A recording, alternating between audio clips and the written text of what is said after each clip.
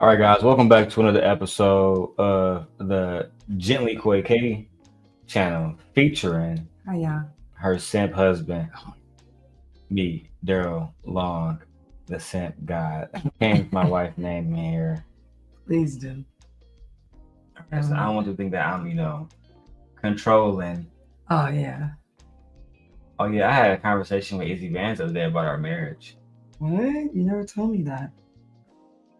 Why you talk to somebody who ain't married? They said that I'm the leader Okay. and that you just do, that I just advocate certain stuff to you. And that is leadership, like when I had you watch over Leia. That's dumb.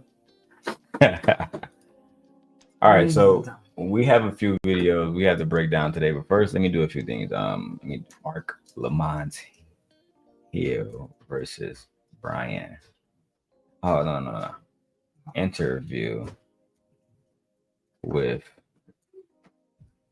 Julie McKnight and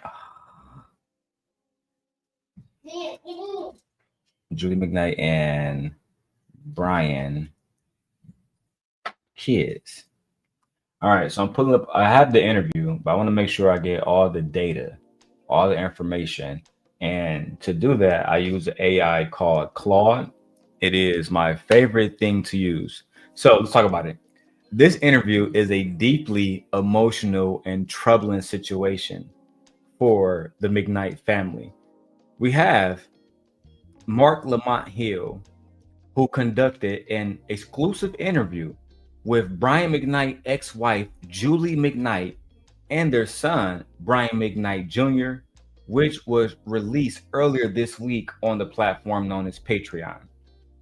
Now, the most heartbreaking revelation from the interview involves Brian McKnight Jr. describing how his late brother Nico, while battling cancer and facing death, called him sobbing, asking their father to say, "I love you," only to have Brian McKnight Sr. allegedly respond to his dying son, "I can't arbitrarily say that I love you," because he never did. The saga continues. Now, me and my wife did watch the first 30 minutes of this, babe. What do you think about it before we keep going? I think these people were very truthful. I didn't get the sense that they were lying. I think they told their truth. I think they gave us more information. They gave us more details though about things than when he talked. He just gave you like an overview. They kind of like put things into perspective, and they even addressed some of the things that he said. So I didn't get that they were lying. It just made, to me, listening to them and listening to him, I don't believe him. He's a liar. It was clear that Brian McKnight didn't give Anton Daniels all of the details of the situation. It was pretty much clear to me that Brian McKnight left out a lot of key details in the interview. Y'all like this upper? Yeah, y'all like that? Y'all like that? Anyway, let me go back to this real quick. So let's go ahead and break this interview down. Shout out to everybody that's coming in. All right. Hey, y'all. I see if you got a few new people coming in. And shout out to all of the people that's watching our videos that I post. My wife got 14,000 views on her channel that she didn't even know about. No, I So didn't. let's go ahead and go to the interview. My wife got to leave in about 2 hours. Yeah, something like that. All right. Yeah, about 2. So this is Dr. Marc Lamont Hill video, and we just have to put this disclaimer up because we don't know anybody in these videos. Let's go ahead and do it right now. We don't know anybody. This isn't personal. This is simply a commentary channel. We are giving our commentary. Nothing here is factual. Everything is alleged. Okay. With that being said, let's break down Dr. Marc Lamont Hill's video to see what really happened. Oh, I don't want that one. Let's use this one. You like this one, babe? I think that one's okay. Okay. That one's fine. Okay. Lamont Hill, a Patreon exclusive. Today I am joined by two very, very, very special guests. I have Julie McKnight and Brian McKnight Jr. Thank you both for joining me. Thank you. Of course, man. Thanks for having us. So,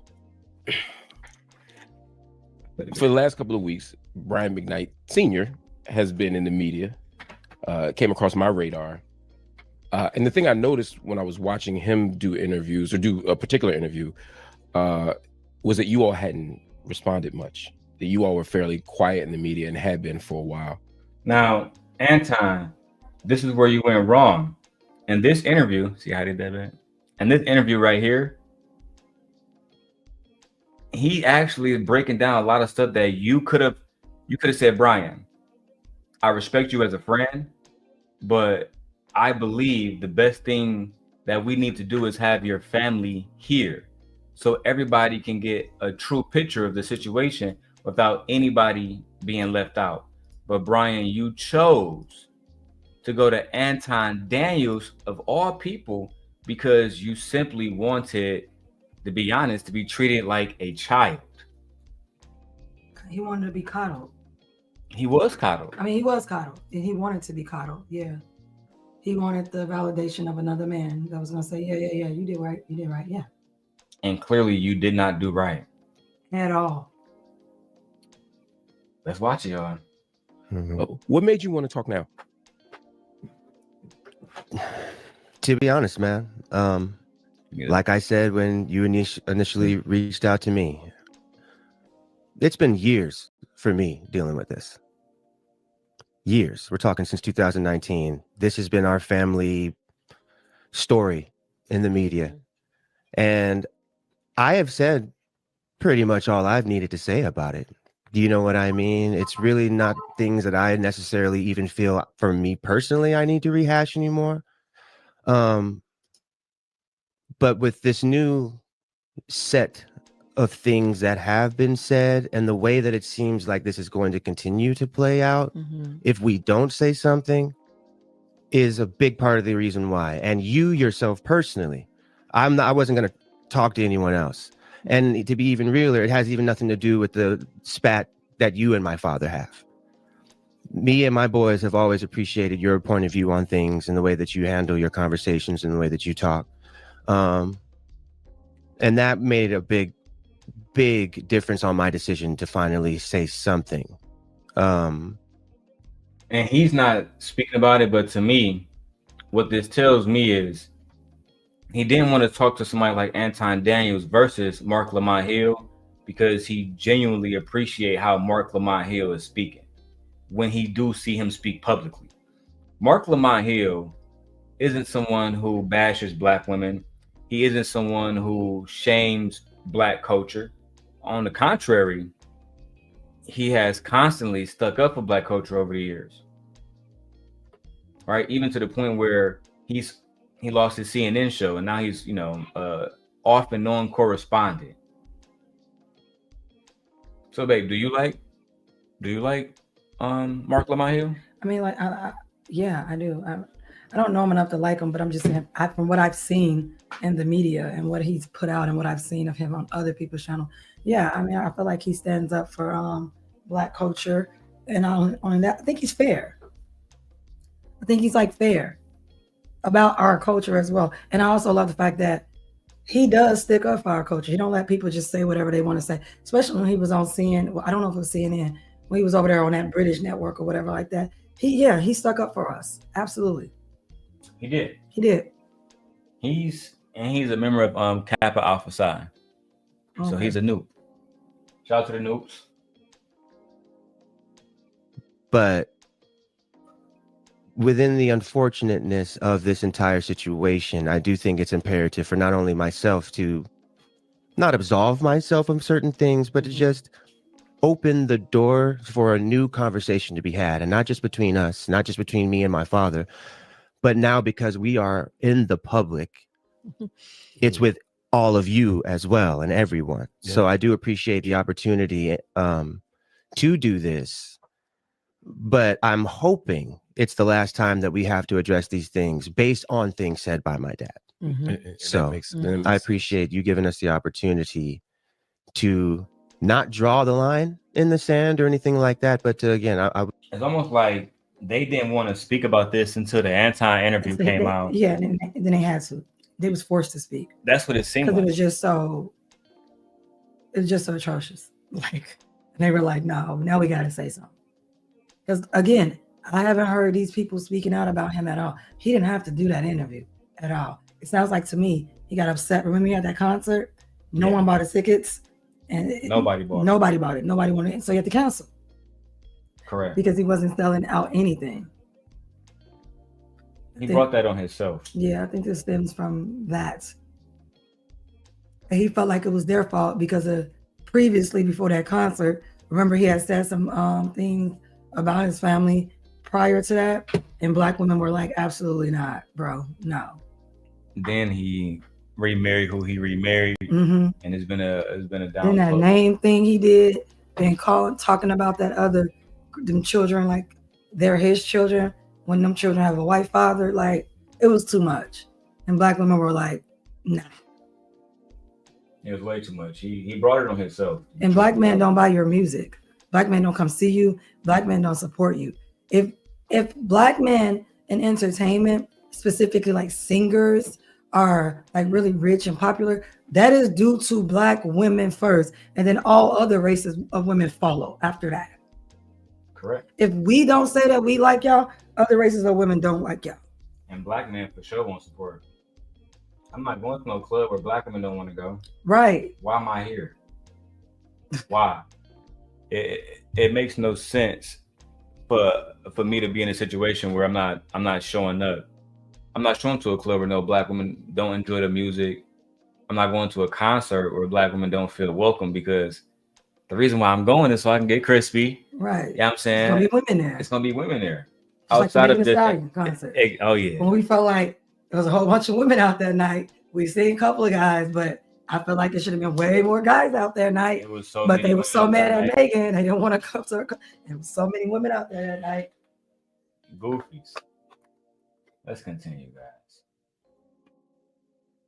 Would love everything from here on out to become a bridge of understanding, man. I like that. I like that idea of bridge of understanding, and that's the reason why I wanted to talk to you too. You know, I don't have any issue with Brian McKnight. I don't know him to have an issue with him. As a public commentator, we commented on the information that he put in the public, and we got to hear one side of it. Right. And so for me, it was important to say, well, what does his other side look like? And most importantly, how can we maybe move in a direction toward healing, whatever that looks like, whatever healing looks like. That's all I care about. Yeah. So maybe let's take a step back and talk about what happened in that most recent interview. One of the things that Brian McKnight talked about was the relationship itself.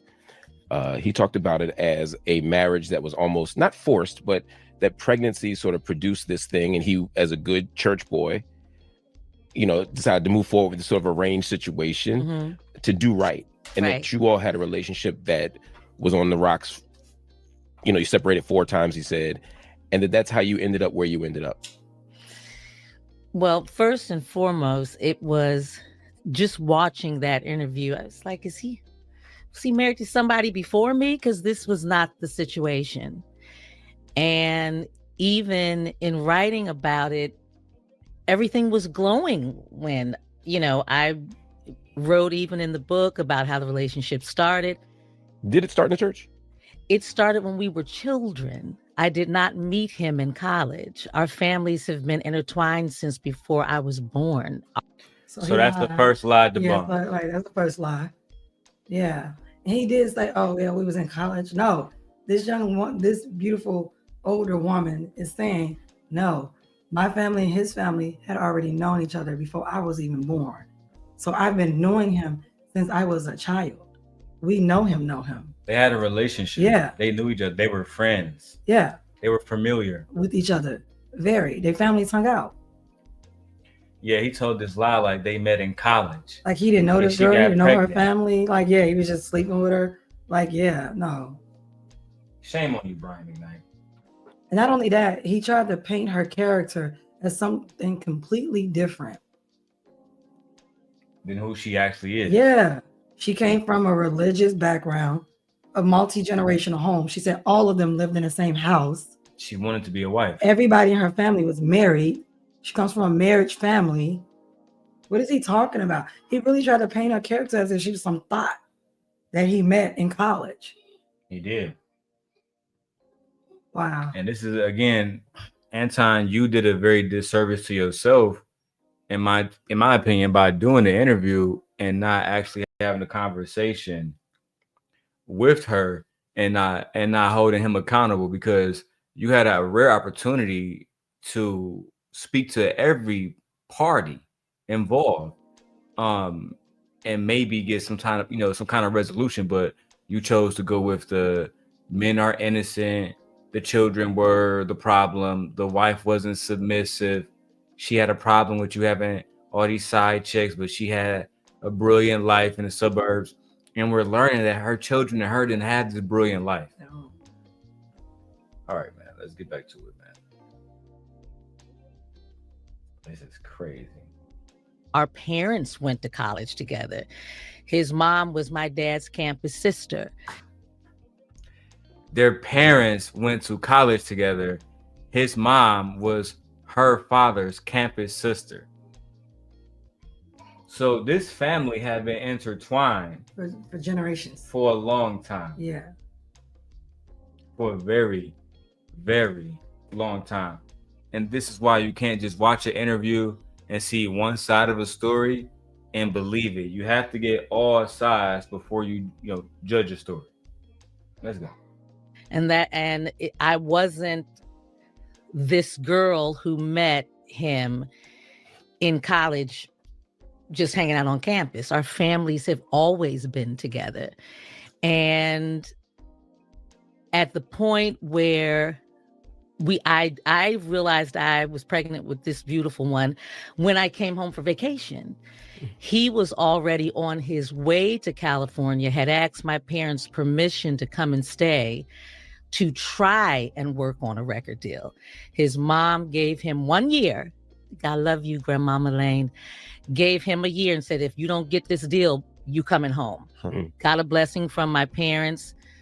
My parents allowed him to come and live with our home, where then at the time I was functioning as a group home counselor, still doing that now. So this woman is a giver, and she takes care of other children who didn't have families, who didn't have homes, with her family at that. Like a good Christian Yeah, woman. like what are you talking about, bro? And she allowed you into her home as well, because you needed somewhere to stay while you cultivated your career. Yeah. So are we not the Black woman giving you a place to stay and live and supporting you? I thought Black women didn't do that. I thought Black women didn't do that. I thought Black women didn't support y'all. That's wild. That's wild. Y'all are some liars. And then on top of that, from what she says about his mother, it seemed like his mother, I'm not going to say controlling, but it seemed like his mother always had influence, a lot of influence over him to tell him what he can and cannot do. Because he was an adult at that time. It seemed like she had a strong influence. Yeah. Because she probably was a good Black mom that wanted to make sure her son was, doing the right thing. So in her mind, she's leading, she's doing the things that she's supposed to do. She told him, you have a year. When I hear that, I'm thinking like, is this a child? No, he wasn't a child. No, he was grown. He's grown. And your mother told you have a year, and after that, you need to come back home. And she was already working. Mm-hmm. She already had a job, counseling children, doing the right thing, counseling youth. Yeah, raising the youth, influencing the youth. Allowed you to come into her family home, and what you do? Get her pregnant. I can use ChatGPT to answer that. Get her pregnant. Yeah. Oh my God, Lord have mercy. To me, it sounded like she was the innocent one. It sounded like to me she fell in love with a man and she didn't realize he didn't love her back at the very beginning. But like she said, as she goes on, she saw cracks and stuff, and she talks about that. So, and let me get this close up real quick. Let me undo this real quick. I look good on her, don't I? It looks cinematic. Anyway, ladies, this is Simp God talking to you. If you find yourself in a situation with a man who is not intentional, do not give him any time of the day. Brian McKnight proved himself early on to not want this woman, to not care about this woman, to not appreciate the things that she was already doing before they even got married. So if I was in her life, I would say, why do you think he's going to appreciate you later? He's getting free room and board while he's cultivating $1 million career that he's later on in life. he's going to try to keep you away from this, to the point where one of your children is going to go through something ridiculous and he's not going to be there. I think sometimes we have to choose very carefully who we have children by. And sometimes women, even if he's going to have a good career, even if he's going to be a millionaire, y'all got to look at his character. Brian McKnight, in my opinion, displayed bad character from the very beginning.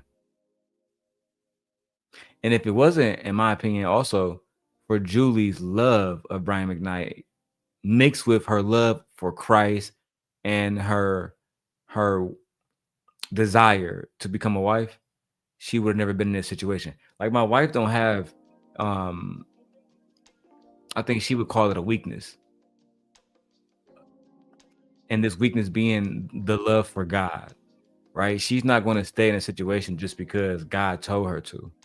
And I think Julie did a disservice to herself. All right, babe, what do you think about that? I mean, no, I agree with you, but this is a clear example of Black men using Black women to better their careers and things of that nature. And then once they get to where they want to be, they just throw you to the trash. They throw you out. We've seen it happen so many times. Tory Hart, her, Sherry Shepherd, Kendu with Mary J. Blige, Wendy Williams' ex-husband. Like, we've seen this happen so many times. I would say, like, ladies, stop being starter wives for these men. Stop being starter kits. Stop helping them out. Stop using your resources to better them and things of that nature. I just think women just need to stop. She literally gave him a place to stay. Had he not had a place to stay or a shelter over his head or food in his belly, that would have been that would have been the thing he's been focusing on. Food, shelter, and water, like Maslow's hierarchies of needs. He wouldn't have been focusing on his actual career or cultivating a career. Why? Because he needs to find somewhere to stay. He needs to find somewhere to eat. He needs to get something to eat. He needs to find somewhere to stay. So I just feel like women need to stop believing in the potential of men with their resources, with their money, with their investment in a man, with their effort, with their supporting them. Y'all need to pull all the way back. I personally, she played herself. I think that she played herself too. The whole situation with Julie McKnight. I think it's disappointing that Brian McKnight would embarrass his family and his children so much. But let's go back to this review because I want you guys to see it. Shout out to everybody watching on TikTok and Instagram. And he was allowed to come and live with us while working on getting a record deal. I think one of the misconceptions that has been played out is, I hear he was getting ready to make it and I latched on and got pregnant. It's my experience. It's not the case. Were you in love? Before we find out if Julie McKnight was in love or not, hey Nancy, you watch my dumb. As she just said, and they always restrict me because I'm smoking. Listen, as we just heard, Julie McKnight just completely exposed the fact that Anton Daniels and Brian McKnight lied on their interview. She was never some jump off that, oh man, Brian McKnight is about to get millions of dollars, so I'm about to be his baby mama. Yeah, that's not what happened. What happened was they grew up together. Their parents know each other. She gave Brian an opportunity, right? She gave Brian an opportunity for free room and board. Probably was cooking for him. Probably was cleaning. Probably doing all that shit. Yeah, and she was working. Remember, he didn't have a job. He had nothing. He had nothing but his voice. That's it. Now we're gonna find out if she was in love. Let's hear it. Experience. It's not the case. Were you in love? Oh, absolutely. I mean, my brother used to tease us all the time. Question. how can you be in love with somebody who's not in love with you? Let me go ahead. Wife, you got it. I feel like it's possible. I feel like it's Possible how? Possible for you to. There's no difference to love someone that don't love you. I mean, that's But why easy. would you want to love somebody, babe, who don't love you? Why would you want to be in love with somebody who's not in love with you? But remember, this is a religious woman who probably watched religious relationships and marriages go through some ups and downs. And we know that religion teaches women to tolerate and endure, and it's not about love and blah, blah, blah. Like, yeah, she was heavily influenced by her family, by her religion. Yeah. What she thought was love, she realized later on wasn't love. And we know that. She explains that later. I think that she was definitely more focused on the building of I think she was in lust. Yeah. I think that she was being made love to. She was being fucked. And then she wanted the best for him. They grew up together. And I think she fell in love with the idea that they would have a good family. But I don't think that he ever loved her ever. Oh no, I definitely don't think he ever loved her. Oh, for sure. Based on the interview that he did with Anton, and based on what she's saying here in the interview with Marc Lamont Hill, she was in love by herself. A lot of women are delusional. So a lot of women don't live in reality. A lot of women, I would say a lot of women are delusional. A lot of women don't live in reality when it comes to men. I get the sense that a lot of women just like to believe what they want to think about men. And then that particular thought, just plays over and over in their head. And they don't live in a reality. They don't live in a real world. Also, a lot of women don't take a man for face value. They really don't. A man can literally tell them to their face, I'm not interested in you. And what she gonna hear is that he's not interested in me right now. But he didn't say he didn't want to see me. I feel like women hear things that aren't being said. And I feel like Julie really misinterpreted a lot of these cues that she probably thought was love, and it wasn't. Also, I don't know. I haven't heard anything about her being with any other man or having any other type of relationships to compare him to. So that's also a bad thing as well. I just feel like women need to get out here and experience the world and experience themselves. That way they won't be confused as if when they meet one guy that he's the end all be all and that I should marry him. Girl, you're gonna have to get out there and date multiple men, because that whole falling in love with the first person you had sex with, giving them kids with, like, I don't know if she was a virgin. Was she a virgin or not? She probably was. That is never confirmed or not confirmed whether she was a virgin or not, but I will say this. I think that she was a fool to want to be with a man who don't want to be with you.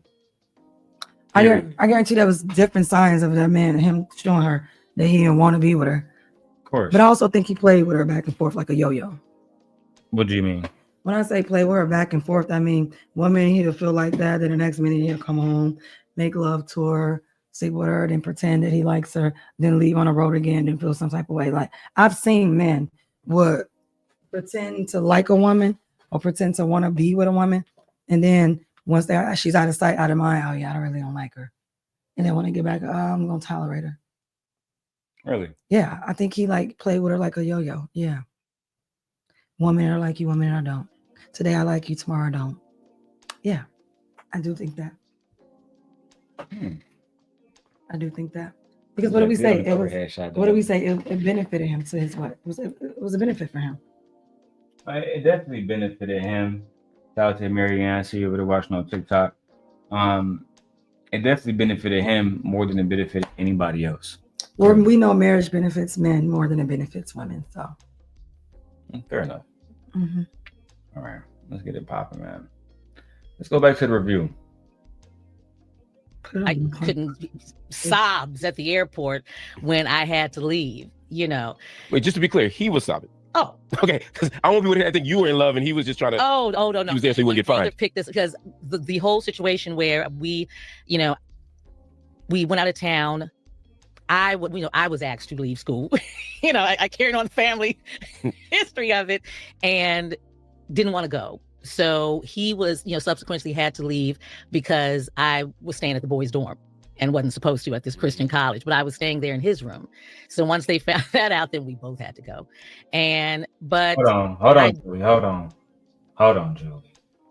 Hold on. Minute. Wait a minute. Wait. First of all, you're not gonna speed past that like you didn't just say what you just said. I was rooting for you. We were all rooting for you. How dare you? He was definitely using her. He was using her for sex. He Clearly was definitely using her because, yeah, girl, why were you in his college dorm room saying on a college dorm there. room? Yeah, she was living there. At a Christian college. At that. At a Christian college with a man living in the dorm. You see, I'm trying to be as balanced as possible. I'm rooting for you, but sometimes women have to hold themselves accountable. I mean, I'm definitely holding her accountable for her behavior. That's why I'm like, girl, what was you in the dorms for? If we send Leia or Mia or Aaliyah to a Christian college, the last thing I expect you to be doing as a young lady is living in a fucking room with a man. Right. And Brian, if you are at a Christian college, sir, isn't it your responsibility to, I don't know, follow the rule of the fucking Bible? Not get a girl pregnant at a Christian school? Neither one of them were following the Bible. Neither one of them were following their teachings. The only thing they care about was lust. That's it. This is evident. Did you send our video to Tamika? I did. Send it to Let me do it for you. No, where are we gonna do it? Send it to everybody. Hot in here. We need 1,000 watchers. All right, and we watching Brian McKnight be exposed. Don't y'all want to see this? Or y'all want to have DMP conversations? Or talk about Jay Prince or the Manosphere? Fuck. Get back to the video. Look, you see the camera switch up? That's lit. Don't think in any way I have ever been unclear about the fact that there were definitely deeper feelings in the relationship. Which is why it was so disturbing for me, because even the scenario of I'm pregnant, now here we are, my family, from my grandmother down, because we all lived in one house, my grandparents, my parents, I had 2 cousins there. We were, like I said, we were running a group home. And he came in, found a place to be in that situation. And my family. Don't that sound like what Smoke said him and Stack did to Mary mom? Yeah. So correct me if I'm wrong. She's saying that her mother ran a group home, just like Mary from Sinners. And when Brian needed a place to stay for free, just like Stack and Smoke, he went to a woman to use her. Then after this, he built up his career and ultimately cheated on her and leave her for a white woman.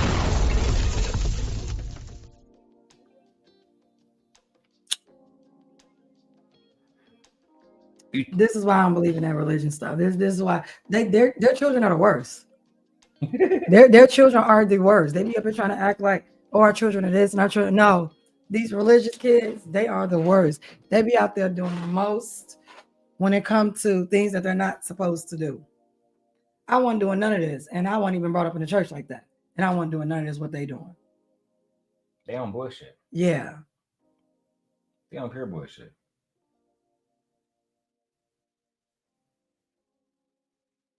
All right, let's keep going, man. We got a lot of interview to go.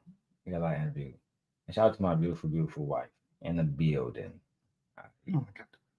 From day one, made it very clear you do not have to marry her. She will be fine. I made that clear.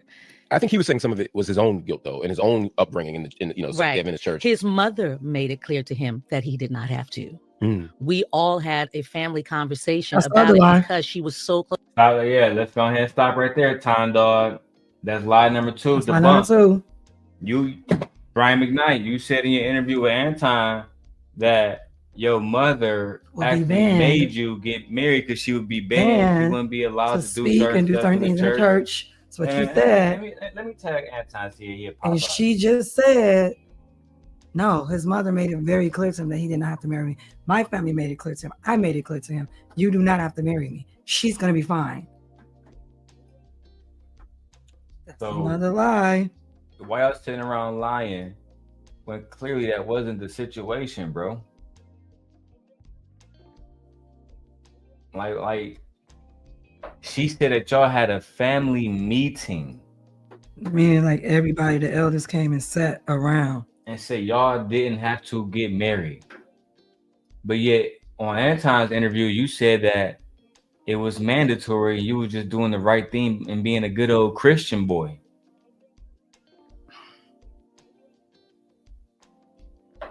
All right. Can't make this shit up, bro. Go back to the interview. Close to my dad.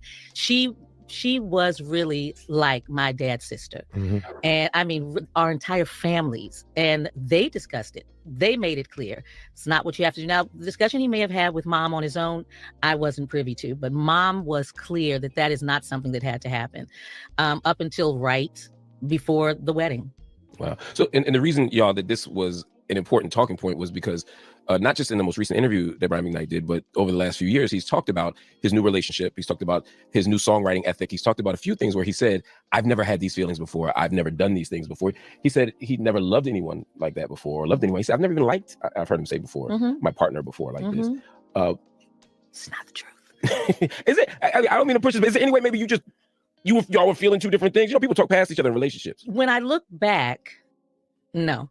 I would love to say, you know what, in retrospect, maybe I was, I'm a 55-year-old woman. I'm very clear on if someone feels some way or not. Doesn't matter. The ages were thrown around a lot. Didn't make a difference. I was blessed to have come up in a home with parents and strong women, my grandmothers, my aunts. I was around women who made it very clear to me how to move forward in my life. And he spent enough time around my family where it would have been clear. It was so disturbing because I'm in my mind, I'm thinking there were people here during this period of time that's being discussed who clearly know a different situation and a different. No, Julie, no, I don't think you're being honest right now. Yeah, you still living in denial. Brian McKnight never loved you. Never loved you, sweetie. I'm sorry. It was always a facade. All of it. He needed you for his image and his image alone. He never wanted you. No, he never wanted you. The fact that he can say that he don't love your children tells me everything I need to know. Yeah. This man don't care about you. He never did. He never cared about you. Yeah. He used you to boost his image with black women. Because black women, especially the ones that he was trying to get to buy his music, Christian black women, they love seeing a black man that's married, successful, not a criminal. And he married to a black woman with black children, singing love songs. Yeah, you're gonna get rich. Girl, yeah, like he never loved you. But let's say if he was a baby daddy that did his baby mama wrong, but still wanted to sell love songs, he would not make it. No. Because black women don't want to deal with those type of things. The same way black men don't want to deal with baby mamas is what I was trying to say.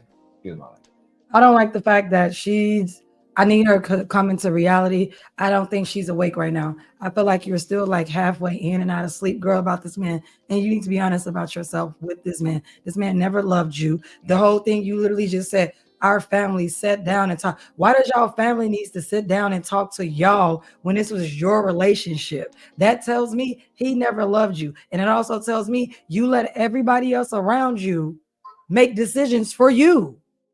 Correct. Like, what are you talking about? Everybody made decisions for you. I never had to sit down at no table to see if I'm gonna be with some man or not. We've never had that happen. Why would you? And why would I? Like, yeah, like why are families sitting around saying like as if we're royal families and stuff like that? Okay, well, now you're pregnant, and I think you guys should get together. The fact that y'all families did that let me know he never wanted you. Because y'all would have came to y'all family saying, we're in love. I love him. He loves me. And this is what I want to do. That's not what happened, girl. That's what I would have did. Yeah. I'm marrying my wife. I don't give a damn what the fuck you think. That's just what it is. Yeah. Yeah, she was living in the dorms with me, but now we moved. I got our own place. I know y'all don't like how we going about it, but we're getting married anyway. And she's pregnant. This man never loved you, girl. Y'all families got together, and I still don't think you're being honest. Y'all families got together and convinced y'all to go into a relationship, and they knew that it wasn't good for y'all. Why? Because everybody into this church, and that's what church people do.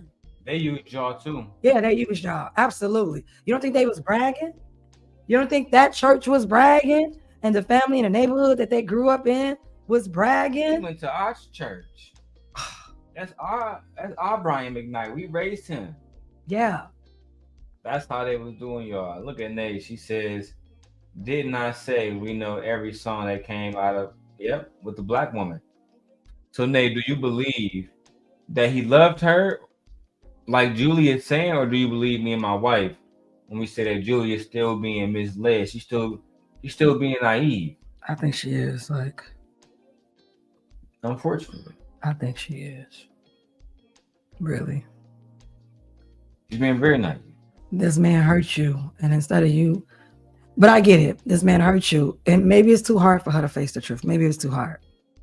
Maybe it's too hard. It seemed like it. To me, you got with the first man that gave you penis. That's what it seemed like to me. That's what it seemed like. Like, yeah, you got with the first man that gave you a penis. I don't think he was a gave virgin. you some dick. I don't think that he was a virgin. No, he probably smashed other women. He wasn't a virgin. A lot of those guys, they come in and they just go, yeah, I'm about to go ahead and give her the best pipe of all time. Yeah. And she ain't gonna know what to do. And she was easy. And she was safe. That's a fact. She was easy. She was safe. All you had to do was spit some words, say a couple of things here and there, and she was going. She never had any other type of relationship romantically with a man. No, she never did. No. This was her first relationship, her first marriage. The first man you slept with, you married? Ain't that crazy? Yeah, like, girl. Why? Because you're in a religious family. That's why. Ladies, if a man, like, let me go and talk about this right now while I get my wife here. And my wife she can tell me if I'm lying. When I first came here, it was certain things I wanted to do. I made it clear I wanted to get married, right or wrong. That is true. It was certain things that, because when I came here, I didn't come here with a vehicle, right or wrong. That is true. So at the time, my wife has a Mazda C. No, a Mazda 6. Mazda 6. So, we partying, we doing us, we get married, we get pregnant, and eventually I'm like, listen, we need to get more income. So I start working 6 days a week. That is correct. Then everything happened with my father passing, and the money that we got from selling different parts of the state, we bought the Hyundai Palisade. That is correct. Even though I tried to buy a Ford Explorer ST, but the whole point is this: I was very intentional with my wife because she brings a lot of value to me. Even when she get on my nerves, I still love her to death, and I'm happy to be doing life with her. And I think that Brian McKnight didn't take that approach. If I didn't love you so much, oh my God, our relationship would be dark. Oh yeah, well, we want to have a relationship. Yeah, we want to have a relationship. Yeah. And I don't understand why he kept himself in that situation. Yeah.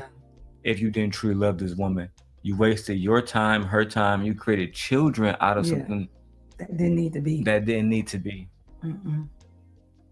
And one of them is, with the ancestors now, because you didn't take care of him. Nope. You, Brian McKnight, did not take care of him. Could have caught that early. You could have did something about it. These boys living out on the street, Yeah. Y'all gonna hear. Let's go back to the interview because I want you guys to hear a little bit more of it. My wife gotta get out and hit the road. You sure you don't want me to go? No. Okay. All All right. Let's go back to the interview. Side of the story. I mean, even when this one was born, the comments made about, how they were here and how they were made. Oh my God, BJ, you couldn't pry him out of his arms. Well, that was going to be the thing I have for you, BJ.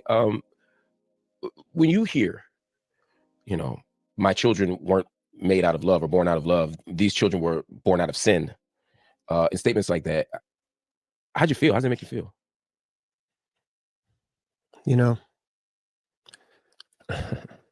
It's interesting for me, to be honest. It's different. Mhm. It doesn't sting. It doesn't hurt my feelings because I understand. As someone who has been in my own, I've gone through it all. I've gone through everything my dad has gone through in half the time. You know what I mean? I've got 3 children, 2 different women. My first 2 kids I had with someone I wasn't in a relationship with. Right. You know what I mean? I am able to put myself in my dad's shoes and say, okay, well, if you were 19 and 20 and you weren't ready to have a kid yet, I know that there had to have been conversations had around not having me. So, and from that standpoint, I can understand that maybe what he's trying to say out of spite and pettiness to hurt my mom may not necessarily be how he actually feels. See, I'm able to separate the 2 things. That's a generous reading of him. I get it, man. I've said many times to this whole thing that I think that I'm the person that... You see how Marc Lamont Hill is showing grace. He's showing grace where you won't show any at all.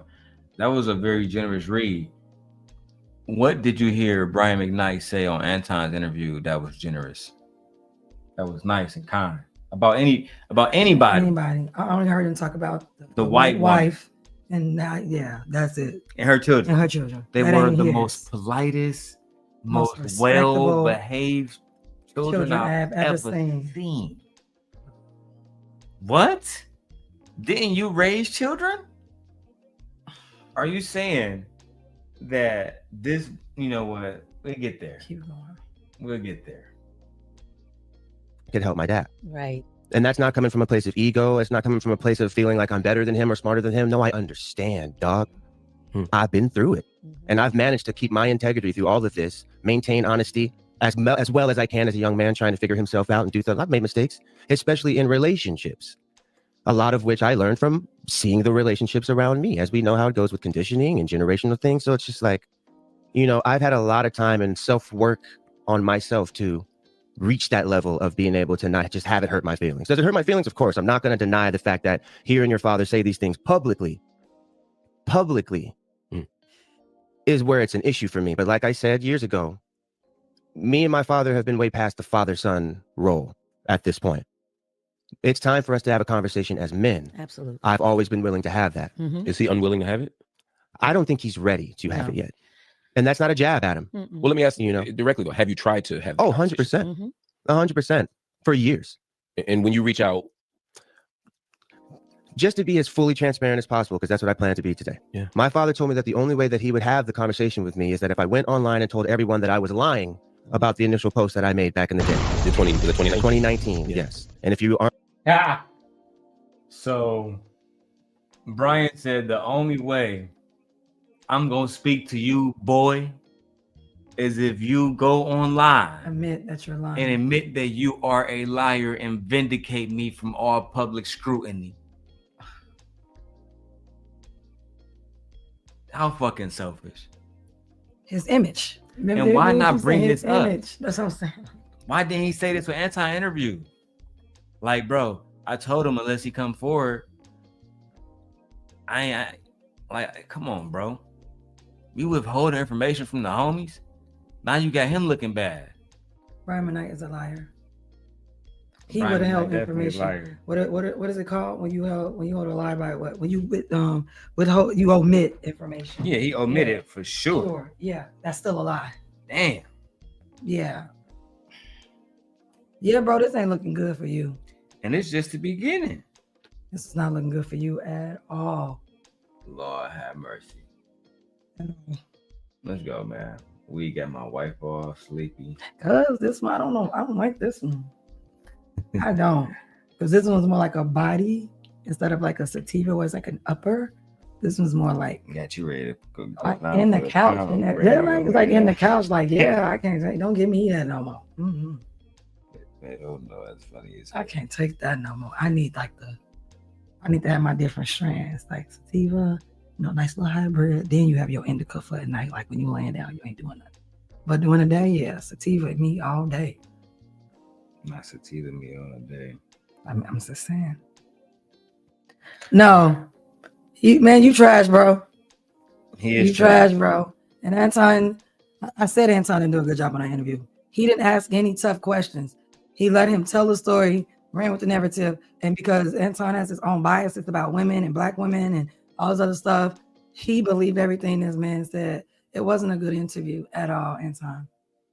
No, he played you, bro. Yeah, he played you. He ripped you off of a real good interview. Exactly, because you should have brought the kids there. That was your chance. Because if you about family, how are you interviewing one person and saying, well, this is okay? You didn't even interview his new wife to say, are you okay with these things? Because now people are presuming she is, which is bad I think for her. she is. Yeah, even I think she. What kind of woman is this? Ain't no way. I don't know if she is, but until she says she's not, we got to presume she is. And then what type of woman would be with a man like this? Exactly. Talk about his kids and everything. Like if the people of Chicago was against ICE and didn't do anything, we would assume they are for it. But the main reason why we know they're against it is because they're out in the streets speaking against it, going stupid, following agents, doing everything they can. Say you're not wanted here. She's not. It's not she. I'm blown. I'm just saying, like, no. In my mind, if a woman sits back, and I don't want to say allows, but you don't speak up or say anything about the things that this man is saying about his children.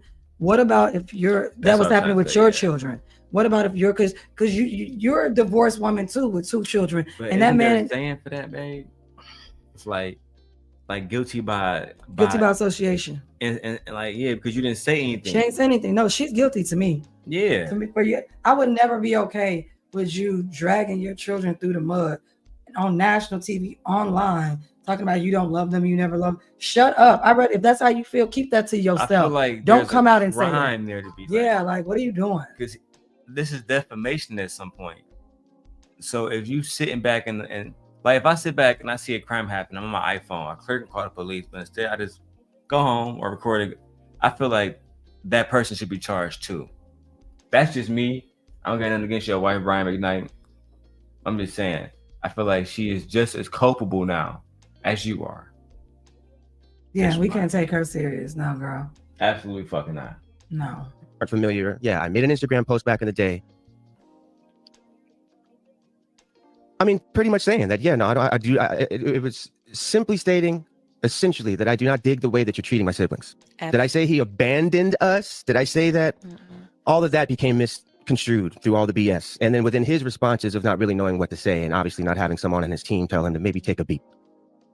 But no, all of this stems from the fact that the one thing that I will never tolerate, nor condone, nor deal with is you mistreating my family in any way. No. Was my post petty and spiteful? 100%. I knew, because I knew my dad, that was the only way to get his attention. I was trying. I've been clear about that. I was trying to pull the post in 2019 though, because it's definitely being framed now as if you said he abandoned, right? Which of course raises questions given your age and other things. Of course. What were you trying to communicate in 2019? What exactly were you trying to communicate? That I would never do that. Do what? What's the thing? Turn my back on my children, no matter what they've done. Okay, so that's an interesting place to start. Digging a little bit. So it's very hard to find that post that he made back in 2019. Has been basically spread on the internet. I will see if I can find it, but I do remember it, and because my mom loved Brian McKnight, she got every CD. I grew up. I know all Brian McKnight songs because of my mom. Still have your picture in the frame. Don't even matter. Don't even matter because the old generation ain't got no money. Millennials, we ain't buying his music because we don't do that. Brian McKnight, for me as a young man, inspired love, right? Those songs inspired me to want to be in love, but like so many different music moguls, whether it's Suge Knight, Sean Puffy Combs, now Brian McKnight, they all are falling from glory. And we get to see them for who they really are, which is animals. Brian McKnight is an animal. His son had cancer, died. And still you couldn't say, I love you. You just couldn't say those 3 words to appease that boy in his final moments. And to me, I could never fuck with you because of that more than anything else. The cheating, the interviews, all the rest of that, I'd have been like, you know what? You want some other shit, you gotta make money. Your platform is dead now. I'm black, I'm not supporting you. Your children are your children, bro. But to let that boy go to his grave thinking that he was unloved, I'd never fuck with you no more, cuz. Straight up. You feel me? That's unforgivable. Yeah, that's just wrong. And I hope that when he made it to the ancestors, the first thing they did was give him a hug. Right? I'm gonna do a whole separate video about how this ties back into black males trauma, and I'm gonna tie back into the study of ACEs. But that's a whole different video, whole different day. All right. Let's keep going. He doesn't deny that there's a rift and that there's a moment where y'all stop talking. It seems where y'all are disagreeing is the why and the when and the what. Absolutely. What was the moment or the thing that caused you all to separate? I think there's 2 different separations there. I had mine individually. My sons had a different one. You know, when was yours? Mine was when I was not going to tolerate his girlfriends anymore.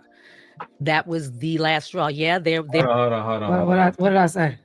Hold on, not Christian Brian. Wait a minute. Wait, first of all, you're not gonna speed past that like you didn't just say what you just said. Didn't I say earlier that as a religious woman, she's taught to put up and tolerate with a lot of things from a husband? I said that. Yeah, you did say that. I said that. Told you. So she was allowing and tolerating him go out here and cheat on her. And she got tired of it. She got tired of it. And when she grew tired of it, time to go. So basically it says to me that you went and divorced her. And babe, can I speak on something for you? Like, can we have a conversation as husband and wife?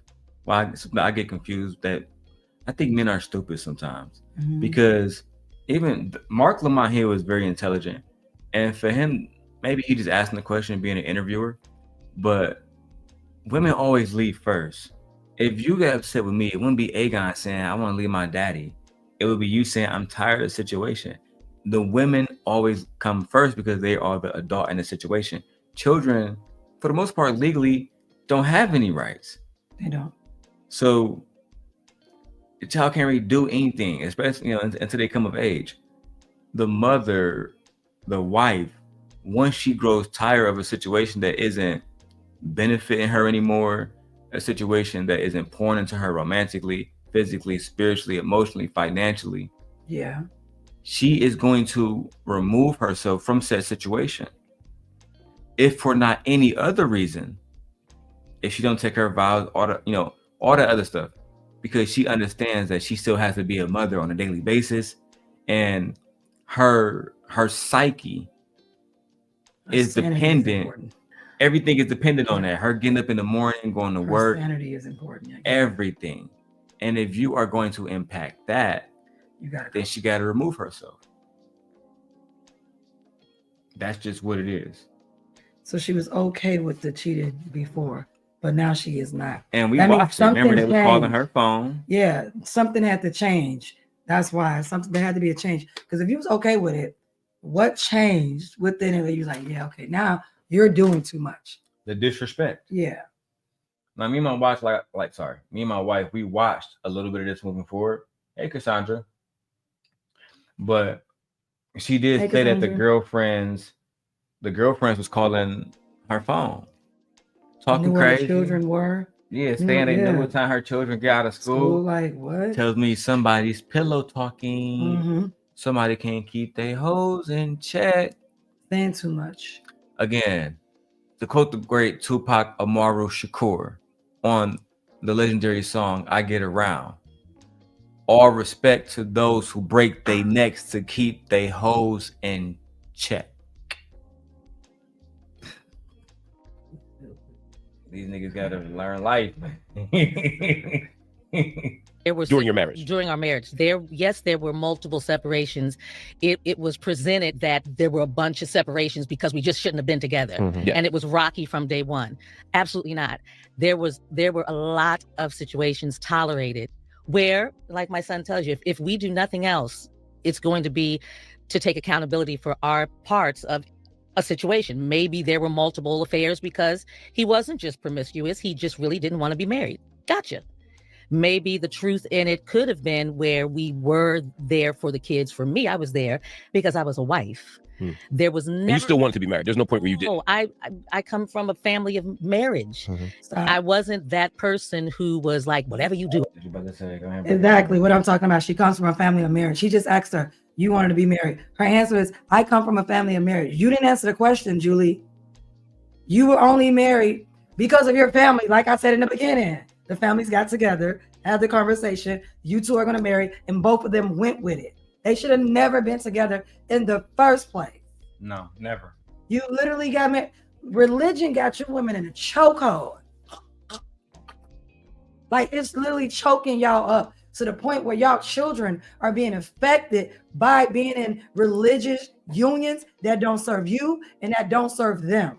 Is this why? Because I always wonder why you never like teach me about the Bible and go to church and stuff like that. Is this why? Yeah, I just think religion doesn't benefit women. Religion benefits the men. All religions hold women down. Women always come second or third or fourth or fifth. They're never put at an equal standpoint. They're never put above. Like, I hate the fact that when you look at religion, the way it goes about it, every time it does mention a woman, she's doing something bad, or it has to control her or something that she did. But it never talks about what women did to benefit or contribute to like the overall culture and, you know, the religion. It never says anything like that. It literally almost erases women out of religion. You barely can find women in religion. And if you do, it's about them being submissive, slaves, following someone, standing behind someone, keeping their mouth shut, doing what they're told. Like, that's what it's about. Literally, she got married because of other people told her to, and she thought that was the right thing to do. You married the first man you slept with. You married the first man you got pregnant by. You married the first man that your family told you to be with. Like, you didn't know any other man. And this is why I say, ladies, get out here and explore yourself and get to know yourself, because it doesn't seem like to me she still knows who she is. Because Julie, have you been in a relationship since? Are you married now? Have you been dating from the time you separated from him? Like, girl, what are you doing? No. What are you doing? She still calls herself Julie McKnight. And you're still calling yourself McKnight? I would have changed my name years ago. I wouldn't want to have anything to do with this man at all. I wouldn't even want people to know this man treated me that horribly. Nothing. No, Julie. No. I'm sorry. Oh, did you want to? Well, I wanted to be. And the thing about it is, any old man would do. That was the problem. Any man would do. I wanted to be a wife. Okay, to any man. You didn't even have no rules for him, no expectations, no standards. You thought the boy that was in your family that you grew up with was the epitome of what you should have married. You didn't even have a thought or an idea on your own. Religion did all your thinking. Sound like it. Girl. See you in the chat, D-Town. D-Town laughing at you. He think you funny. Religion did all her thinking. D-Town, let everybody know. It did. Real Shotas is back.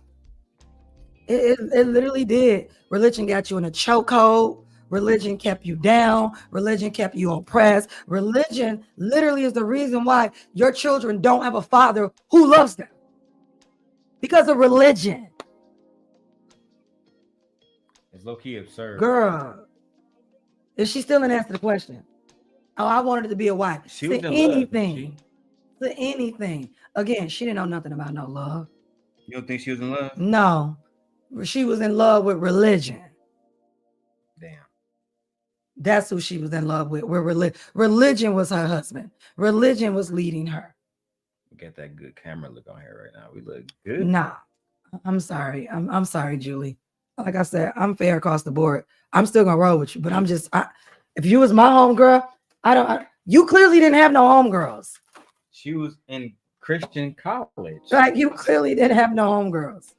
It don't matter about her being in Christian college. She was still in a Christian college in somebody else's campus dorm room, fucking and sucking and sleeping in his dorm room and living. So I don't want to hear about you being in no Christian college. So if y'all was doing that in Christian college, that means everybody else was doing stuff in that Christian college too. And I guarantee you, they could have been the only ones. They weren't the only ones. I'm not trying to hear that.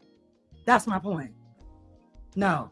And I guarantee you, those Christian girls, they didn't marry them other men. I guarantee you they didn't. Girl, your religion had you in clink. Your religion had you locked up in prison. That religion was leading you, the way you walked, the way you talked, the way you thought, how you thought of a man. Like, girl, they could have threw any man at her. It didn't even have to be Brian McKnight. She would have took him because all she wanted to be was a wife.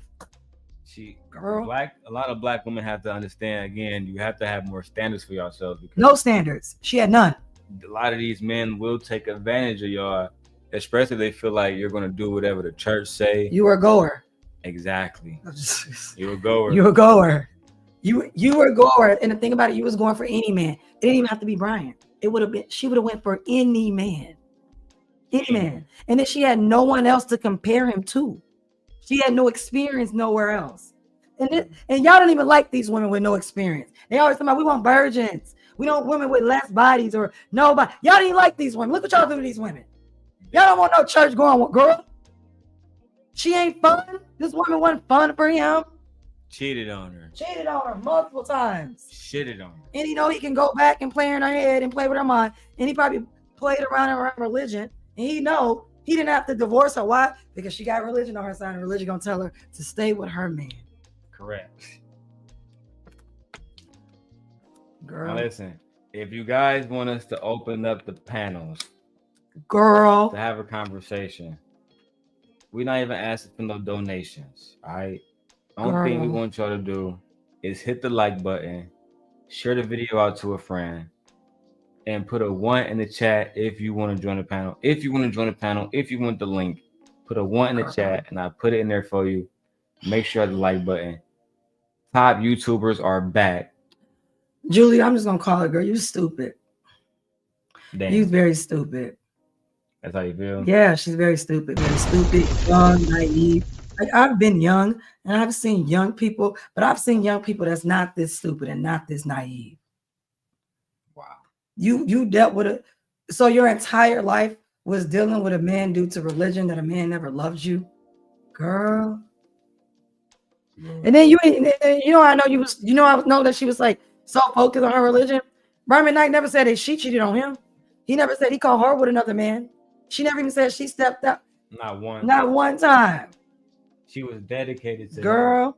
No, she was dedicated to that religion, telling her she needs to be with this man who don't love her. Let's continue to review. See what time it is. All right, you got about 30 minutes. I got you. No, we're going to do this. We're going to talk about this. What's happening? I grew up within the industry and I was so protective of him because I knew that he was not ready for the demon that is the industry. The demon, and that's Hollywood. I knew that. So I was very, not controlling, not possessive, but very protective of how moves were made. People that were allowed around him, whether it was, allowed's the wrong word. I feel something coming. Go ahead, baby. No, you wasn't very protective. You know what you were doing? And let me make sure I get my thoughts straight. She tried to say I was very protective and everything. No, you was doing everything for this man to prove that you was worthy of this man's love. I'm not trying to hear that. You did. I was very, no. You was trying to prove yourself because you already knew that this man didn't love you. You already knew that this man, you didn't feel it between y'all at all. You didn't feel it because you said, it was clear. Girl, what that mean? Nothing. You didn't say he told you. You didn't say I was laying down. He wrote cards. He made a song for you. You ain't say none of that. You said it was clear. No, you was doing all that, which a lot of Black women do. They do a lot in the very beginning to show that to a man, you should pick me, choose me, love me. I'm going to do right by you. And he never did. Never make a man tell you he don't want you more than once. Now, shout out to Judge Lynn Toler. What's up, Truckin'? Welcome to the Jillian K and her husband show. So where bitches are delusional about church going boys. I'm just saying. What's good, bro? Good, sis. I'm good, man. I see you on camera and stuff. What's good with you? No much, just enjoying the show, bro. I like how you got everything set up, bro. Your audio sounds so good, man. You don't even have to be close to the mic. You got to show me how to do that one of these days. I show you, B, but you gotta know, B, everything costs now. You know what I'm saying, B? I know what you're saying, man. I know what you're saying, man. You see how I got the mic set up now. See, I got the camera up there now. You feel me? You just came a Coming in long real, way, man. clear, ain't it? Oh yeah, it sound real good. I like the setup, man. Shout out to you, bro. I hope y'all dropping a like for my brother, man. He out here working hard, man. It You ain't see, it I got ain't the easy 4K to front do camera this. too. I got the purple light in the background, the circle. They don't know about that. But I'm gonna go ahead and mute up so you can go ahead and continue with the show, bro. All right, say less, and welcome to the show, Lady Nay. All right, where the video at? Let's go. What's up, y'all? My bad. What's up, Nay? What's good with you? Hey. Clearly, I said clearly. You see where I am. I'm on camera, so y'all. Oh yeah, I see you at work up there. You good? Sorry. Just make sure you mute up. Yeah, there you go. Hey, look, shout out today. I'm gonna show. Look, Nay over there doing her hair, getting money. You bum ass niggas. All right, I'm done. Let's go. Management. And he was very open to that because he knew that my father, this is what my dad had always, being around celebrity wasn't a big deal. That's what is strange to me because if he would have just ended up being the computer engineer that he was in college for, that would have been fine with me. Right. So it had nothing to do with where he had planned to go. I encouraged it, of course, but that's where my rift. I didn't want to see my children, the older they got, and how comfortable situations became with allowing outside people around my children, around me, situations that Are we talking outside people, like industry people? No, these or women. Women. That was the last straw for me when I had, it became dangerous for my sons. I had one that called me to let me know they knew where my kids went to school, where he played basketball, where my youngest went to a skate park. Absolutely not. Girl, so you had people threatening your family? Your kids. What the fuck? So you put up with a man for so long, and your final straw was when it started hitting the kids, meaning that you was willing to sacrifice yourself all along And the kids. Until she felt like, oh, it was too much. It was about my kids. But guess what? Then that falls into the protection of women. I'm trying to protect you. I'm trying to protect my children. Oh, you consider beat all on me just for the sake of protecting your kids. So women do protect men. So I don't want to hear the concept that women don't provide protection because she was willing to sacrifice herself for the sake of her fucking kids. Like women always do. We always sacrifice. But Nate, it wouldn't even get that far. Has she left? A long time ago. Right, that's what I'm saying. Like, so that was the camel that broke the straw. The straw that broke the camel's back. That was it. You should have been gone, girl. You should have been did that. I told she was gonna stay in this marriage and tolerate this marriage, y'all. She was not gonna go anywhere. Due to religion. That's what the Bible says. You can't leave him unless he cheat on you or bring home a baby. It don't matter if he beat your ass. It don't matter if he cheat on you. It don't matter. You stay with that man. The only way you can get away from that man is if he commit adultery and bring home a child. Even then, they don't want you sacrificial. To leave. I said, what they always sacrificial. I said, literally, they teach women to be selfless. We put everything in front of us except us. So we the sacrificial lamb. Even in the Bible, all the women get sacrificed. Every last one of them. You can't find a woman in the Bible that actually went to heaven. Not one. But y'all love to thump that Bible in a woman's face. Get the fuck out of here. Right, Nate. That's what I'm saying. Like, Nay, she was gonna sit in this marriage. I don't care what nobody say. She would have sat in this marriage. She was gonna sit in this marriage, you guys. That's why she say, oh, we broke up. What did he say? Broke up 4 times, came back, broke up. That was gonna be her life. And she was gonna be okay with that. No, she was in love with religion. Think so? Yeah. And she fell head over heels for the first man that gave her some penis. Literally. Which is, it's crazy to even say. Think about it. If I only slept with one guy and I don't have anyone else or any experience with her, she's going to think that's the greatest man in the world. Which is a fool. Yeah. It's a fool way of thinking. But I can understand why she would feel that way, because this is her baby daddy. It's the first man she ever had, any kids with. She's attached. No, she's beyond attached. What do you mean? She was willing to put up with emotional harm and abuse on every level to stay with this man. So you think that Julie McKnight was a fool? Julie McKnight is a fool, and she's still a fool because she still can't admit to herself that this man didn't love her, even to today, in 2025. You can't admit that this man didn't love you. That's because you're probably still in love with this man. To this day? Yeah. Why are you still walking around with his last name? For what? Stupid. And he didn't change his name. Girl, what's wrong with you? What are y'all okay out here? I don't think she is. I don't think she is either. Oh, God, erase that. All right, I got something to spit. Shout out to Black Dahlia. She says, this is what the patriarchy conditioned us to endure for social bragging rights of saying, but I got a man. I have a husband. I got a man. Despicable and ridiculous. And yet here we are, shaking my damn head. Right, Black D? Look at this. Exactly. But look at this also. And you know what the mammy or the pick me gonna sit and say? Well, the reason why she don't change her name because there's so much paperwork to go through. Yeah, it's a lot of paperwork, but it ain't that much paperwork to go change it back either. Nay, Same paper. Like Christian Ken ass. Dang, what the fuck? I don't know. Look, if I ain't married to your ass no more, my kids can have your last name or whatever. But guess what? I've changed my name back to my maiden name. My friend was married. She changed her name back. Yeah. I changed my name back to get everything processed, but she went back to being Gonzalez and not Barnes anymore. Yeah. I'm okay with that. She changed her name back. She said, absolutely not. Absolutely. You telling me that you sat there and got married all over again and still kept your name as McKnight. You a fool. A fool. You a fool. Julie, you are a fool, girl. You a fool. Still walking around with this man's name. She should separate herself completely and cut all ties with this man. For real. And why is she married?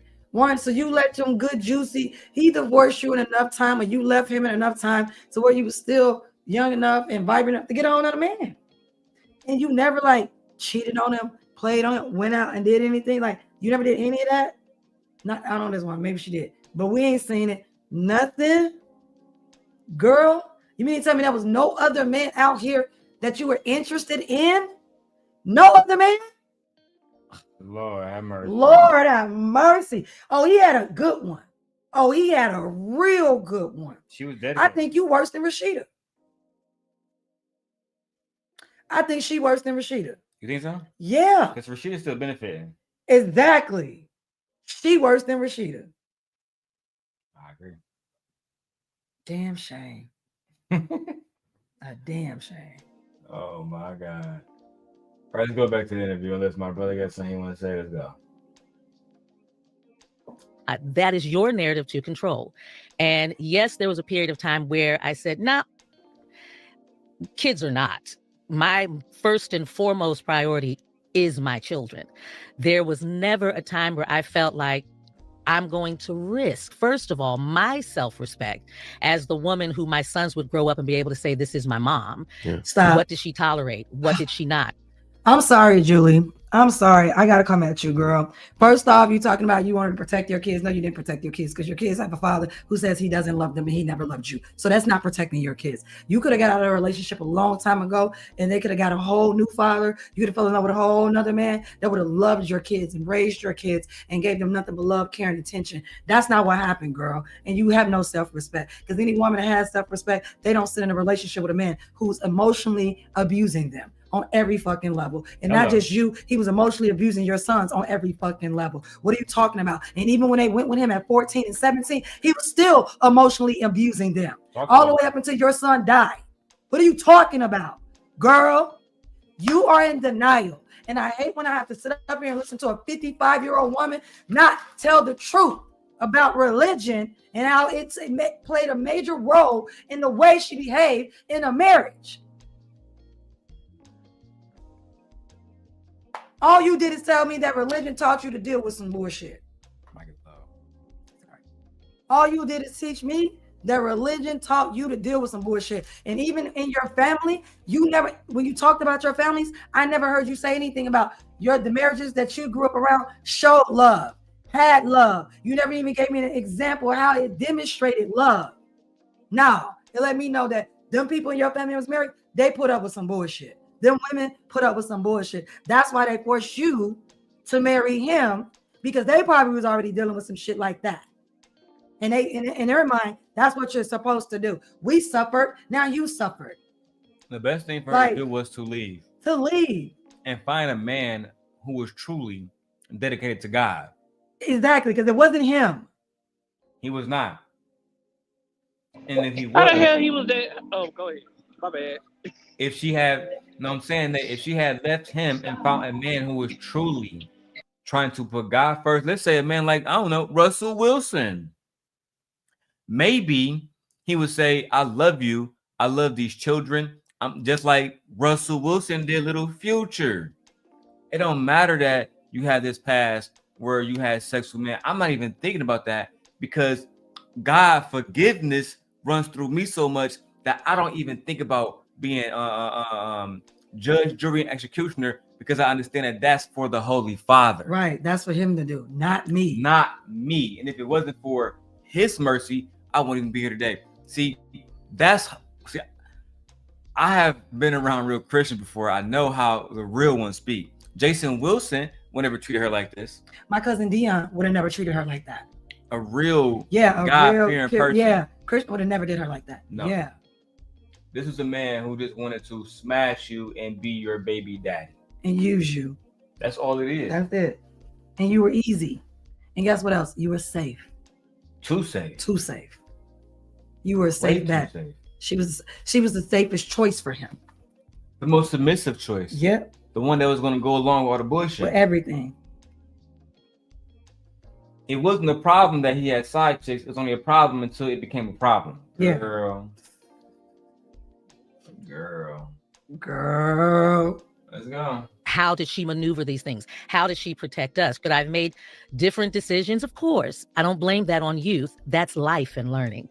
But the minute I realized, oh, these are the boundaries I'm setting, and they were continually crossed. And these don't sound like you didn't have no unconventional boundaries. You're saying we're married, no girlfriends, or if you have them, have the girlfriends leave my kids alone. No, at the time when we realized this is when you were at like, what was my break? Yeah.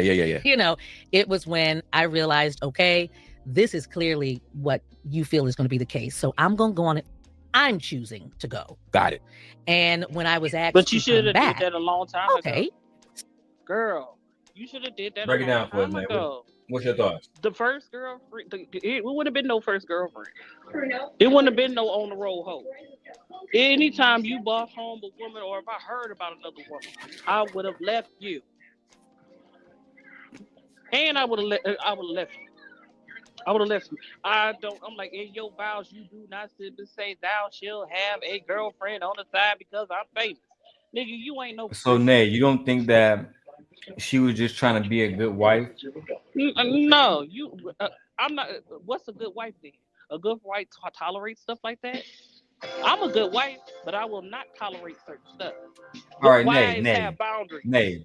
Ask this brother in the chair that if his wife let's say if he was stressed out and he needed a side chick, do you think his wife would be a good woman if she allowed him to have a side chick? She'll be a dumbass bitch, not a good woman, a dumbass bitch. Because when it comes to one, You when know, do no, men stop at one? When do he start back at one? It go from, oh, can I have this woman in the bed with me, to can I have another girlfriend, to can I have multiple girlfriends? Oh, well, you got to be comfortable with me having. Well, you should have said it was okay for me to do this. So no, it's not gonna happen. We ain't doing number 1, 2, 3, or 20. You know what I told my husband? I don't care what religion you in, my nigga. You bring home another woman talking about she gonna be your wife, she gonna be your wife, and I'll be divorcing you. Right. Because I will never be second best to no bitch. Nobody. Trucking, what is your thoughts? Do you believe, first of all, Trucking, are you still with us? I know you driving. Oh yeah, I'm still with it. I'm still with you, but my signal may be lagging real soon. That's why I didn't really want to be, talking too much. My audio might be going in and out soon. So Do you believe that when Julia McKnight allowed Brian McKnight to have side chicks because he was stressed out as an R&B superstar, that she was being a bad wife? of course, I believe that she was tolerating way too much.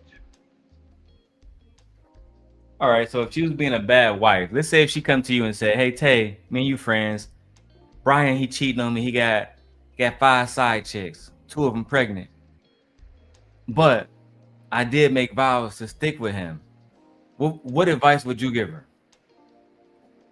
I would say the vows is obviously broken. I mean, if he broke his vows, then everything else is off the table. As soon as one person breaks the vows, at least in my opinion, nothing else matters.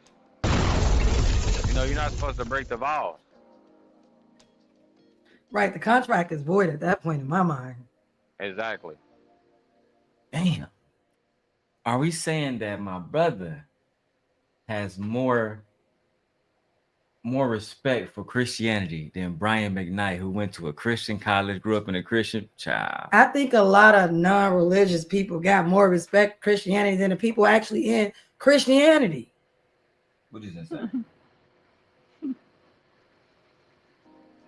Which is insane.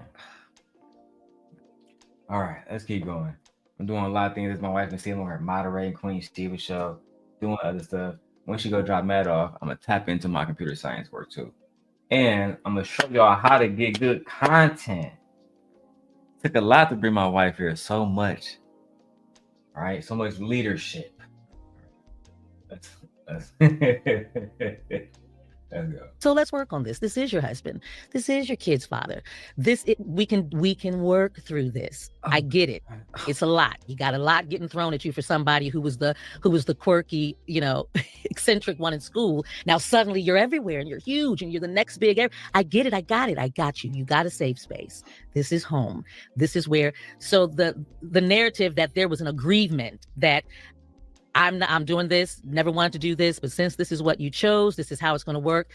There were bottles changed. There were bottles. No, Julie. No, girl. What you disagree with, Bad? I disagree with the whole thing. Like, this is what I'm talking about with women. Y'all always want to work things out. Oh, this is your husband. Oh, this is your kid's father. This is the man kid. So of course we'd be able to work it out. I didn't see that. I didn't hear anything about you wanting to work it out because you loved him and y'all was in love and y'all had this relationship and you knew that y'all can get back there. It was none of that. Girl, you stayed for all the wrong reasons. Children never save relationships. Never. Never. You stay for the kids, that never works out for nobody. Men are not interested in staying for children. That's just what it is. Girl. That's the truth. Either a man loves you and he want to do right by you, or he's not going to stay with you and do right by you. Because in my mind, if the parents stay together, automatically just for them, those two, the children automatically benefit from their union. So why would you need to mention the children? Oh, well, he was the father of my kids, and we were married, and what? Girl, religion. I ain't never seen a woman so religion got you bitches in a chokehold when I say that for real. I mean, like to the point it's like cutting off y'all air. But wait a minute. Here's my thing then. When you gonna tell the children the truth if you just stay together for the children? Because you gotta eventually tell the children the truth. Tell them what truth, man. I'm like, well, we only stayed together because we were raising y'all together, but we really didn't love each other. We kept cheating on each other. Why? But see, this is the thing though, Nay. You had the first child not out of love. What about the other two? Like I was trying to figure out. Yeah, what is that? What is that? Oh, The stay daughter up for don't the want sake to of the speak to this children. nigga or the public. I don't blame him. I said, why would you? Ain't no way in holy hell. She has 3 children with Julie? It's more beneficial. Nico. I'm like, it's more beneficial to me that my children are raised with a healthy environment, healthy parents or parents. That's what I'm worried about. I'm not going to stay in a relationship with someone that clearly does not respect me, does not love me, does not make me feel whole, none of those things, all for the sake of the children. Children can be raised with one healthy, fully autonomous being and have a stable, fulfilled life. Have a stable And I'm foundation. a woman Yeah, have a foundation. with no children. I'm a woman with no children, but you got to understand, my mother, after my father died, still lived a stable, fulfilled life. When my mother met my father, she had 2 children, and he made her whole. And he loved her children, and he loved me. And when he died, she was still able to function as a whole person. I do not want to hear I stayed for the sake of the children. Because you're lying. She stay with me because of Aegon. No. I would never. I said you're With you lying. because I want to be with you. No, I'm bullshit. Me and me can't be in love. But I do want to say, I do want to correct myself. So Brian McKnight and his ex-wife Julie McKnight, who were you good then. So Brian McKnight and his ex-wife Julie McKnight, who were married from 1990 to 2003, they had 2 children together. Brian McKnight Brian McKnight Jr., who we see in this interview here with her today, and Nico McKnight, who passed away in May of this year, 2025.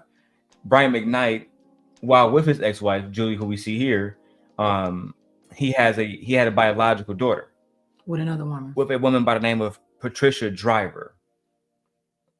I don't want to put out the daughter's name yet because she isn't speaking to the media. From all the indications that I have read. But Julie, guess what?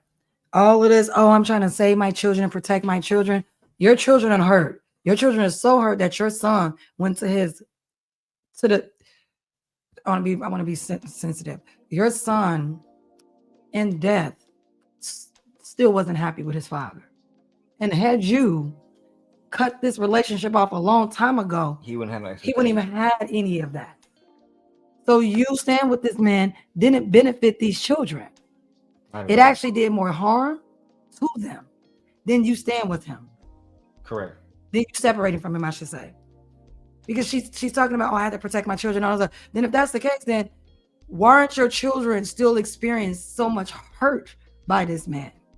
Why are your children still experiencing not being loved and cared for and seen as, people who has a father who wants to care for them, who wants to love them, who wants them around his life? Like, I don't understand this. Why do women do this to themselves?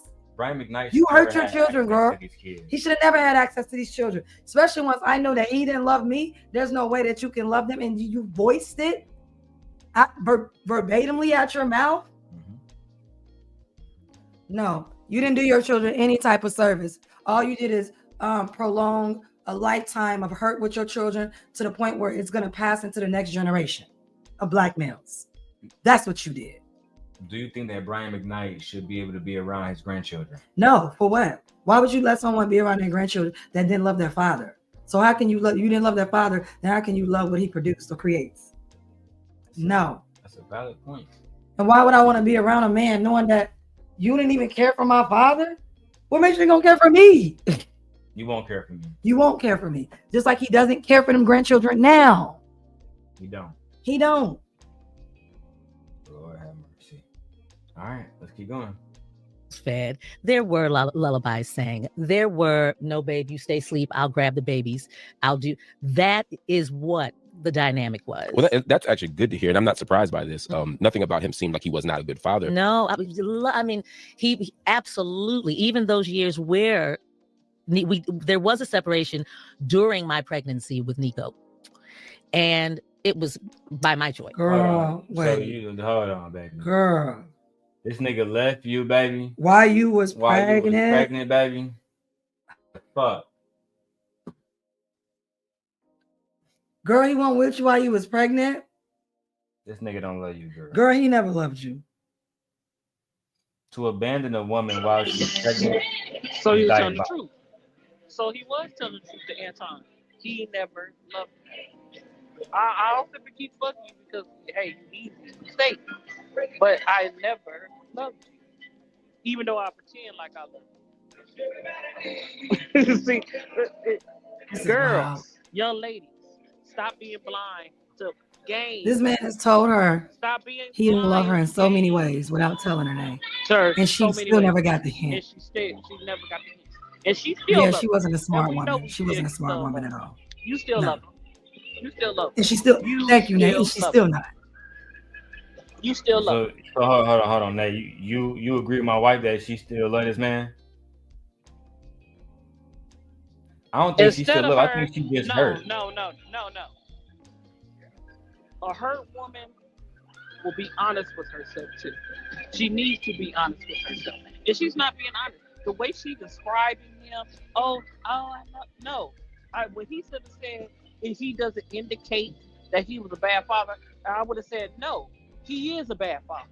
This man left me when I was pregnant with our son.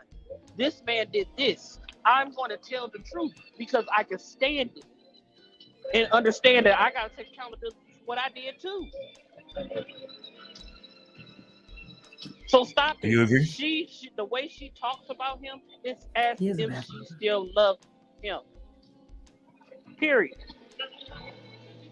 And she do. Yeah.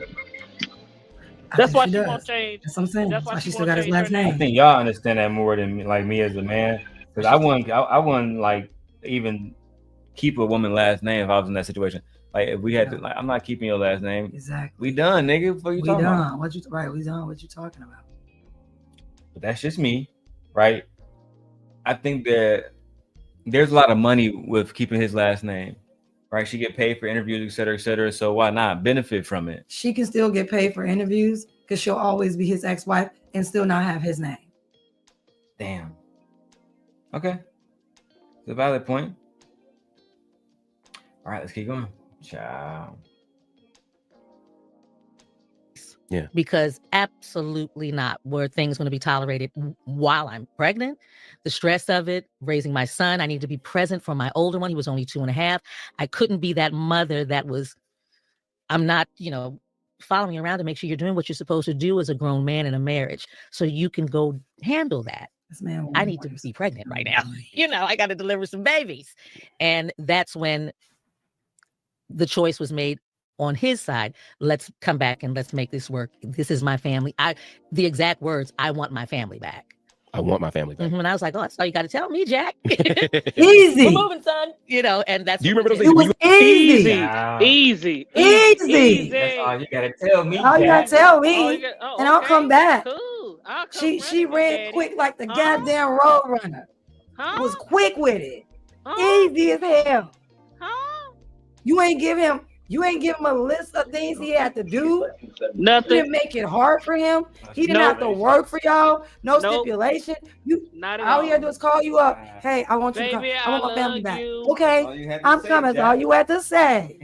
Baby, I love you, boo. I swear to God, I'm gonna do right by you. Okay, Big Daddy. We got babies together. And you are my husband. You are my husband. We got babies together. I am pregnant. Oh my God. And I got the 2-year-old. You gonna come do right by the 2-year-old too? Girl, Girl, you signed up for a lifetime of bullshit. for a lifetime of abuse. Even this Child. man is still abusing y'all even after he ain't with y'all no more. He's still abusing y'all. Currently abusing y'all. He abused your oldest child, I mean your second child, all the way up until his death. Bragged about the loss. And bragged about it. After his son died. And you sitting over here acting as if you still got love for this man with his name. Girl, she is in denial. She is in denial so much, Nate. I ain't never seen a woman so delusional besides Rashida. She number one. No, she number one. No, she number two. Danae Jackson is number one. Sorry. I always put Drea Kelly number one. I put Danae Jackson as number one because that was crazy. She number two. Rashida is falls at number three for me in line of delusional women in marriages. No, I actually put God. You know who I put as delusional number one? Catherine Jackson. Michael Jackson's mother. I put her in delusional world too. They live in Delusionalville. They stay. Danae, her, Rashida, Cheetah, Yandy. Yep, Yandy fall number 4. Yeah. Yandy a demon herself though. But at least Yandy out here playing and with other men stepping outside. Like these women ain't do nothing. Nothing. Just sit up there and take everything. That's all you have to say to me. I came back running. Easy. He didn't have to work for it.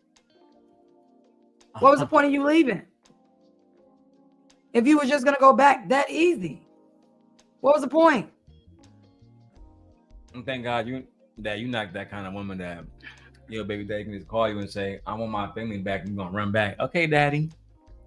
I remember he called me and was like, you don't ever see us getting back there. You know, I told him, absolutely not. I like my life the way it is. I'm having a good time being by myself. I'm not stressed out anymore about you. So no, I like it the way things are. The co-parenting is going good for me. I get time to myself. So no, I am not interested in being back with you. I literally said that to him. No, and I haven't been back with him since. And that was years ago. Y'all need to get some backbones. How you got black women out here looking bad, girl?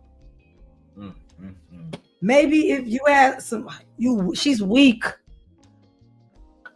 She was emotionally vulnerable. Emotionally vulnerable, naive. You took advantage of her. Religion was her leader. Her crutch. Religion was her crutch. Everything. Religion held her back. For real. Religion kept her dumb and stupid. That's what I said. How did religion save you, girl? Because I thought the religion taught about love, reciprocity, how to treat people. I thought that's what the Bible was teaching you. So how did the Bible save you from this? Answer that question for me. Can anybody answer that? How did that Bible, the basic instructions before leaving Earth, how did that save her? Because you're supposed to be saved. The Bible's supposed to save you from the demonic things that happen. Cheating is demonic. Talking negative, saying the person you don't love them is demonic. She should never stay in that situation. I agree with you. She should never stay in that situation because those things are demonic, and she is a woman that's led by faith. But led by faith, and you know what faith means? To believe in something that's not even true. But let me ask you something. Do you think that the money outshined her faith in the moment, and she just wanted to live a good life? Her religion outshined. I'm gonna say yeah. And money. Her faith in that religion and money. Yes. She liked the glitz and the glam. It's nothing. Just say that, girl. I think that she wasn't thinking about faith when she was fucking him in Christian school. Child, she wasn't thinking about it. I'm like, most of them Christian kids be demons. What you talking about? They can't wait to get out of that path. I wish she would be more transparent. Yeah, she's not being like. That's why I said. Do I feel like she's being honest? In a way, yes. But I feel like she's not giving it all. Yeah. Yeah. You're leaving pieces out. Yeah. You're playing games with us. And you still not being truthful to yourself about the relationship that you was in with this man. I thought this man loved me. He never loved me. I thought I was in love. I didn't know anything about love. I never been with any other fucking man. My family played a role in me making the decisions that I made over and over. Religion played a role in it. She ain't being honest with us at all. No, she's not. No. No. She's still trying to make her family look good. And I feel like she don't want to put it on her family because you made a lot of decisions based off your family. Bad decisions. Bad decisions at that. It impacted all y'all. God rest in peace, Nico, man. God rest his soul. Yeah. Because to die thinking that your family don't love you, your father don't love you is diabolical. Let's keep going, man. Why you gotta leave some? Happy to be back. Of course. Yeah. You know, I remember everything, man. I think it's the one thing my dad forgets. Right. You know, when your parents divorced, what was it like for you when you knew it was over? See, man, I was a different kid. Right. I knew at 4 and 5 and 6 years old what my mom and dad were going through. Right. All of it, though. Deep things I probably shouldn't have known. The other women too? Oh, of course. Stop man. it.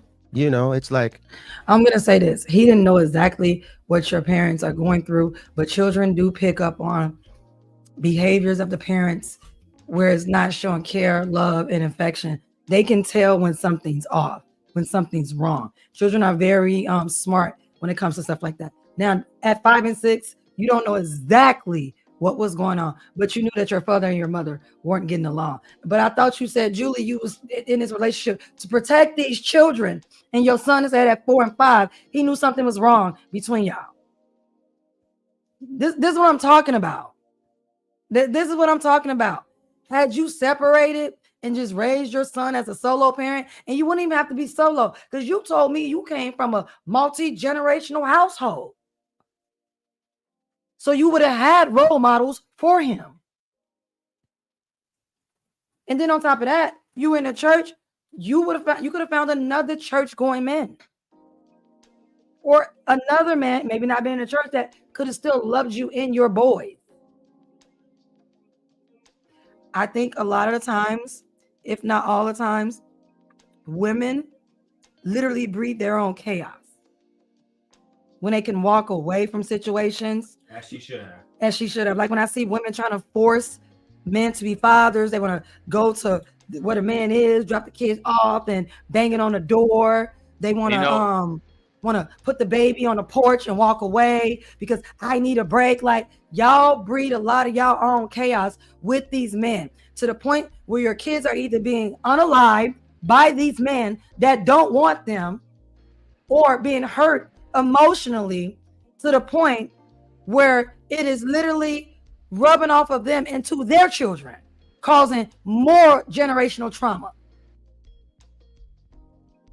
So now Nico and BJ had to grow up feeling like that. You don't think that had a part in their fatherhood?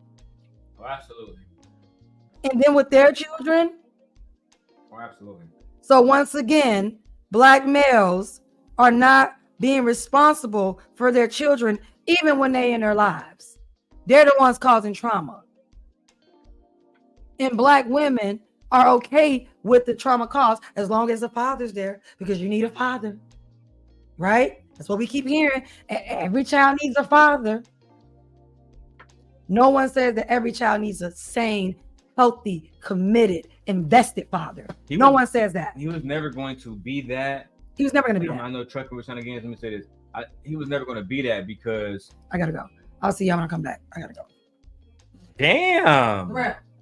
Stop touching. Jesus. Yeah. I'm done. Smack that shit one more time. Smack that shit one more time. My bad. Y'all stuck with me now, staring at my setup.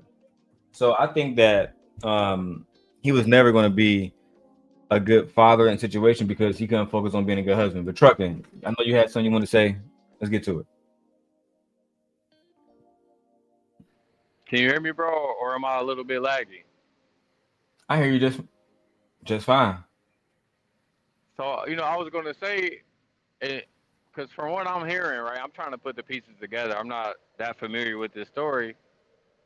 But it seems like, at least, from what I'm hearing, one of the reasons why she stuck around and dealt with all of the BS it was harder for her to find a man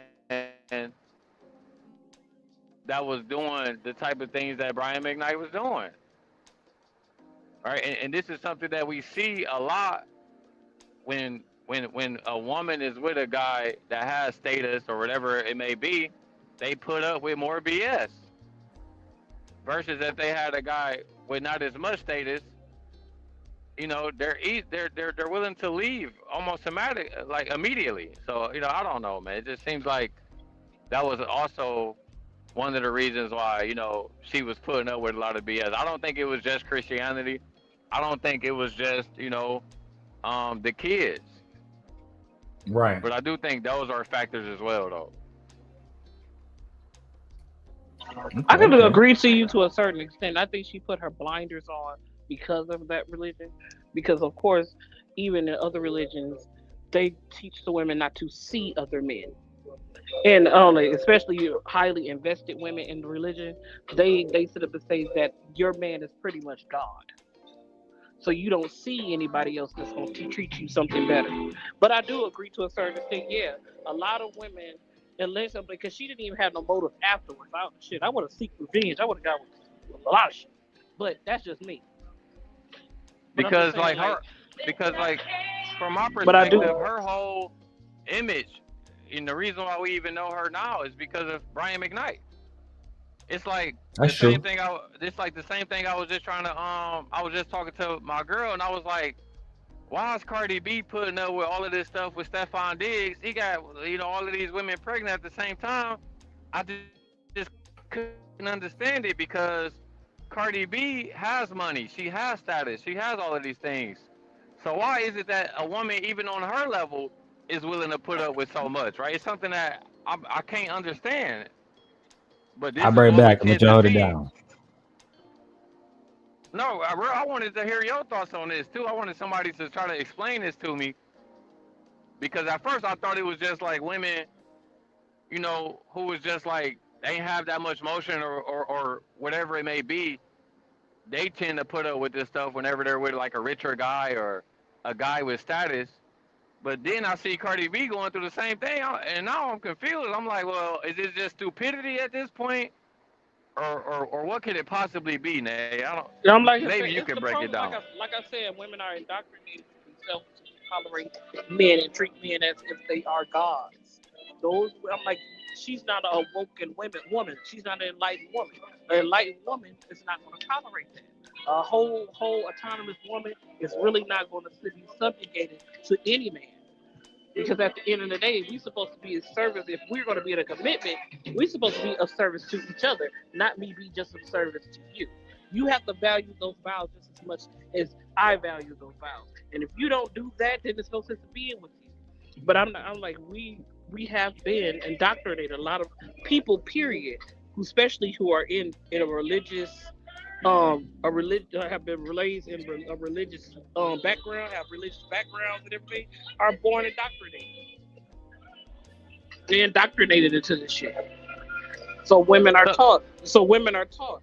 I was like, even when we were so what sold is to Cardi kings, B excuse then? Because it don't seem like she's she's a, that much of a religious person. I mean, no, she's indoctrinated. It doesn't mean that she wasn't shown certain things. Indoctrination is not just, reading it in a book. So I'm like, this is traditional that's been passed down for generations. Women were sold to kings. Yeah, we were sold to kings, and yeah, we still had to tolerate this man being with different women, even though I am the queen. Nate, I don't disagree with you, but I feel like there's one important thing that I wanted you to mention that you didn't mention. Go ahead. Women put on their blinders when a guy has success, status, and money. They put on their blinders so much for these guys. That's what I'm saying. But that's how we were indoctrinated to think. That's what you told us to do. You should have just said, in order for us to be more valuable, is to get with this man. Make sure you go after the man. This is what you taught in the manosphere, right? Make sure you get success. Make sure you get all the money that you need. Make sure you keep yourself fit, friendly. You must say fit, friendly, and with money. That's what you told us. You said the man with status is the best man to be with. And when he have all those things, you better be able to tolerate him. He should be able to have whatever. That's not he what I wants. heard from the manosphere. What I No, I'm heard talking from about the the manosphere. red pill. I'm talking about red Okay, pill. let me tell you what I heard from Red Pill. What I heard Red Pill men tell women is that you can deal with these guys. Who mic is that? Who mic is that? No, it's mine. So what I heard Red Pill tell women is that, hey, you can get you the Brian McKnights of the world, but this is the type of stuff that you're more than likely is going to have to deal with. Why not just get you a guy, right? That's a average man, right? Who's going to actually love you, respect you, be loyal to you. But what we tend to see is that, and this is what we're seeing from this interview, right? A lot of women, they rather put up with all of this nonsense and be with the Brian McKnight type of guy for whatever reason, right? And for reasons that we already know. So I don't agree with you as far as you saying that's what the red pill guys are. No, I don't think that's what they're saying, because I hear these guys telling women all the time that, hey, you're going to get with these high value guys, but more times than not, they're not going to be loyal.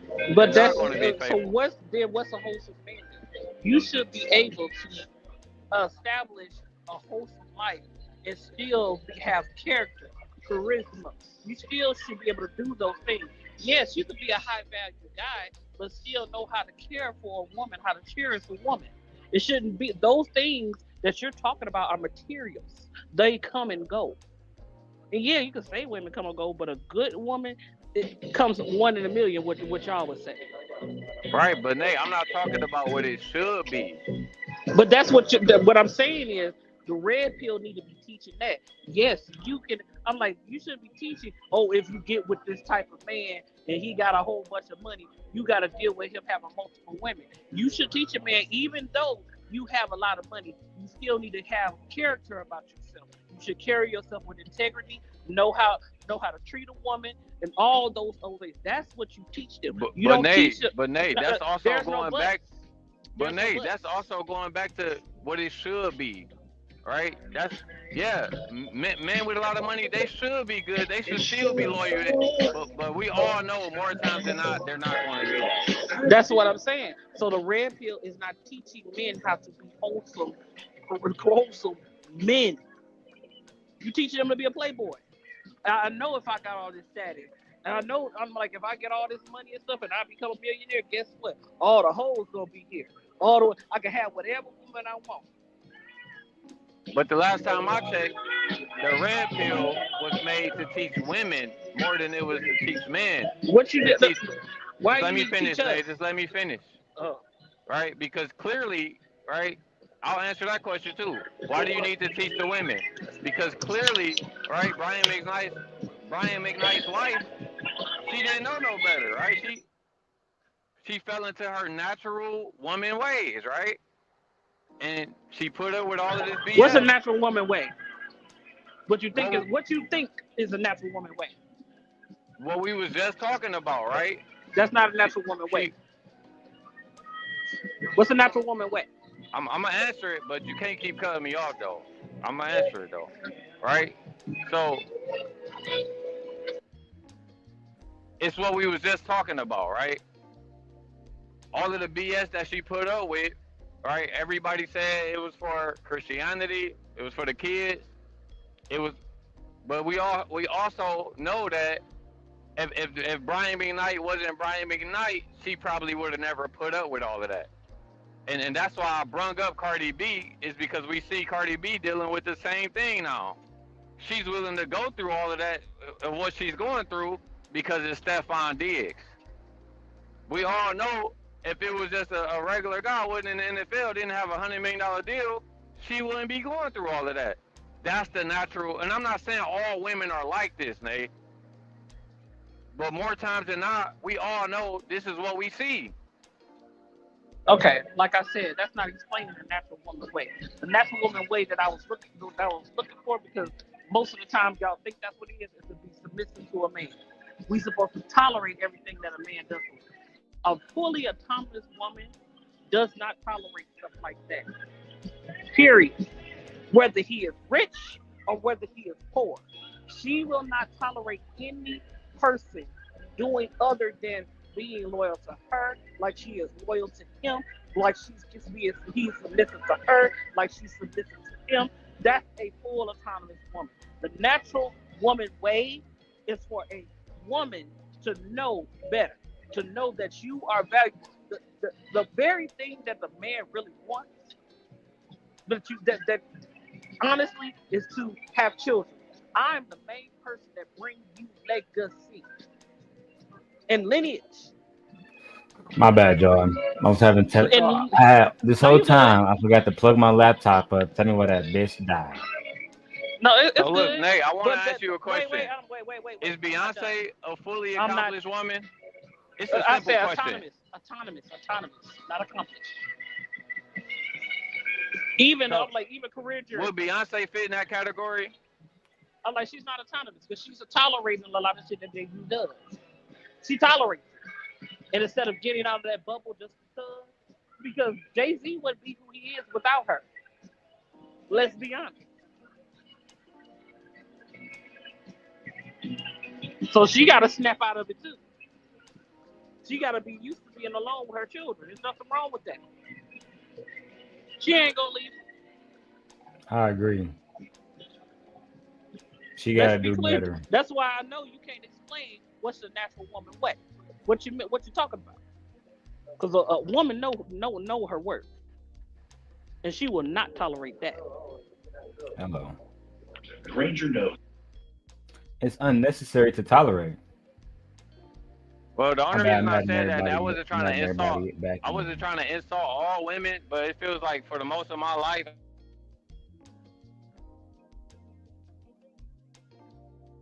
We listen to you, bro.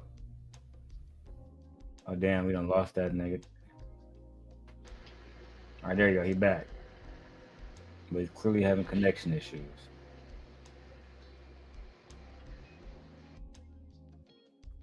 Are you back, Trucking? What you say? no, I ain't say nothing. Go ahead, bro. You know, you can keep going with the show, bro.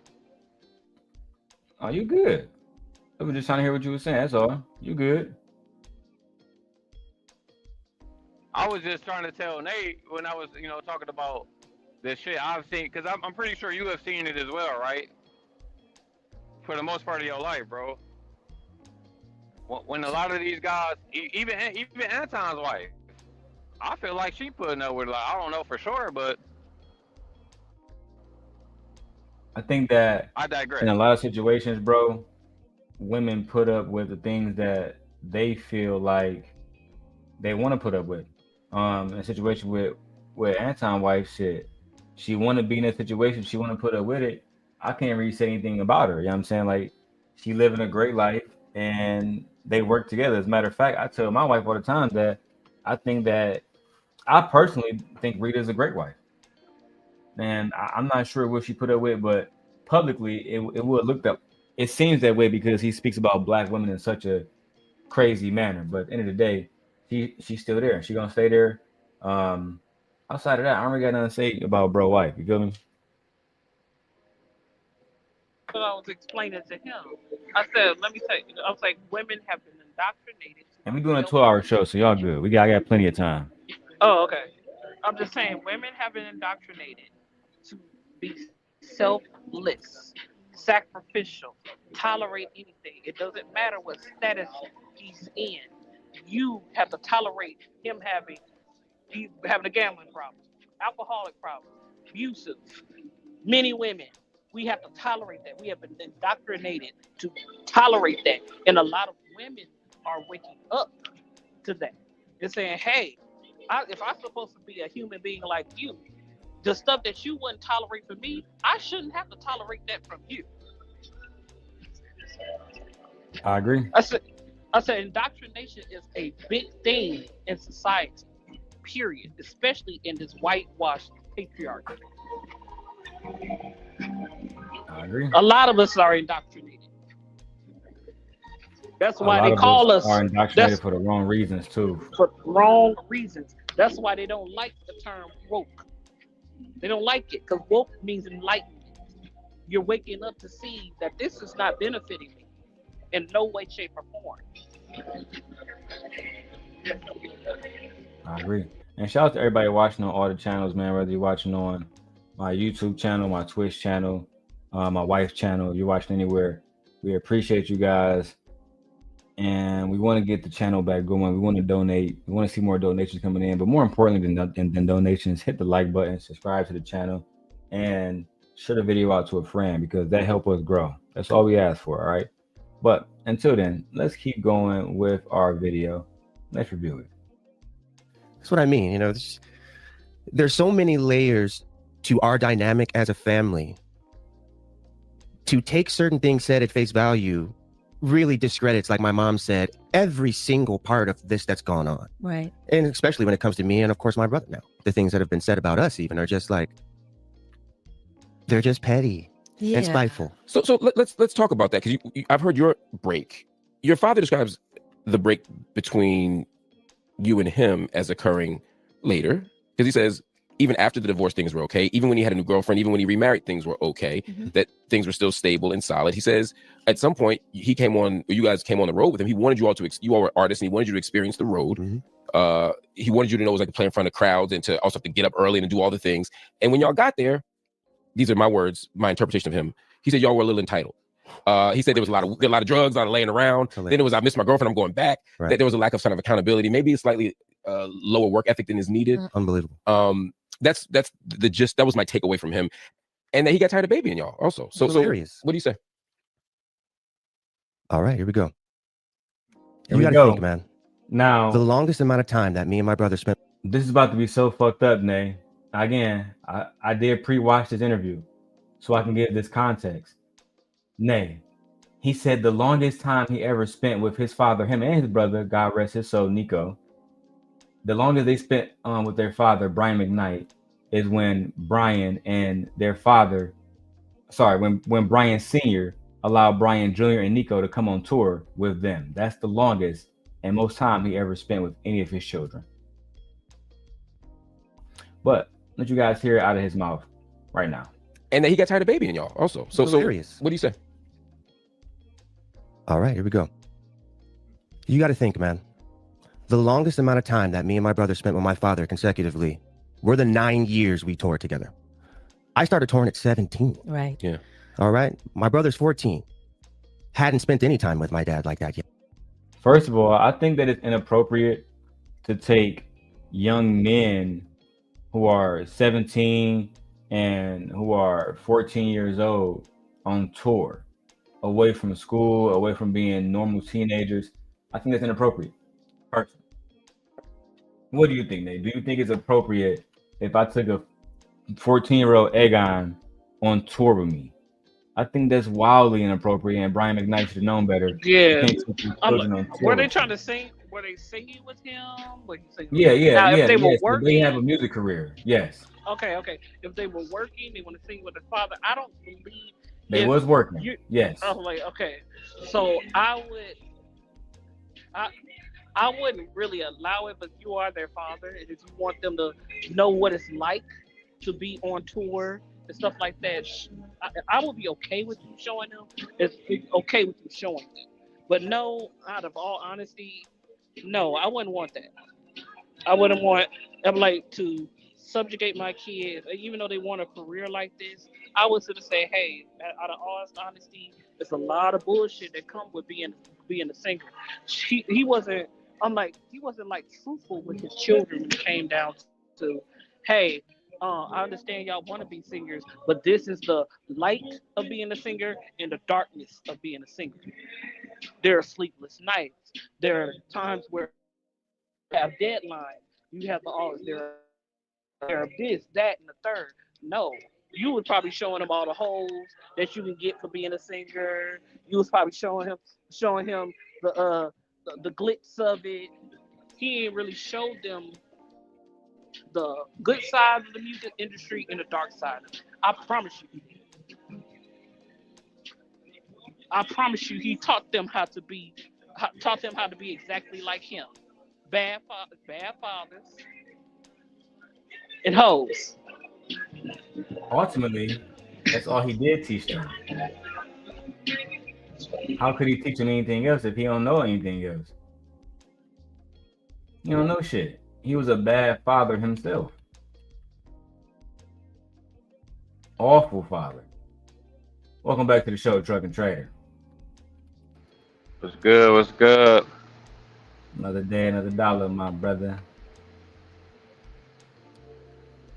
All right, let's get to it, man. Let's get back to the video, guys. It's gonna get wicked. And shout out to y'all for over supporting me, man. I appreciate y'all. Me and my father had a special relationship because I played ball. So I got to hang out with my dad more just because of that. Let's start there.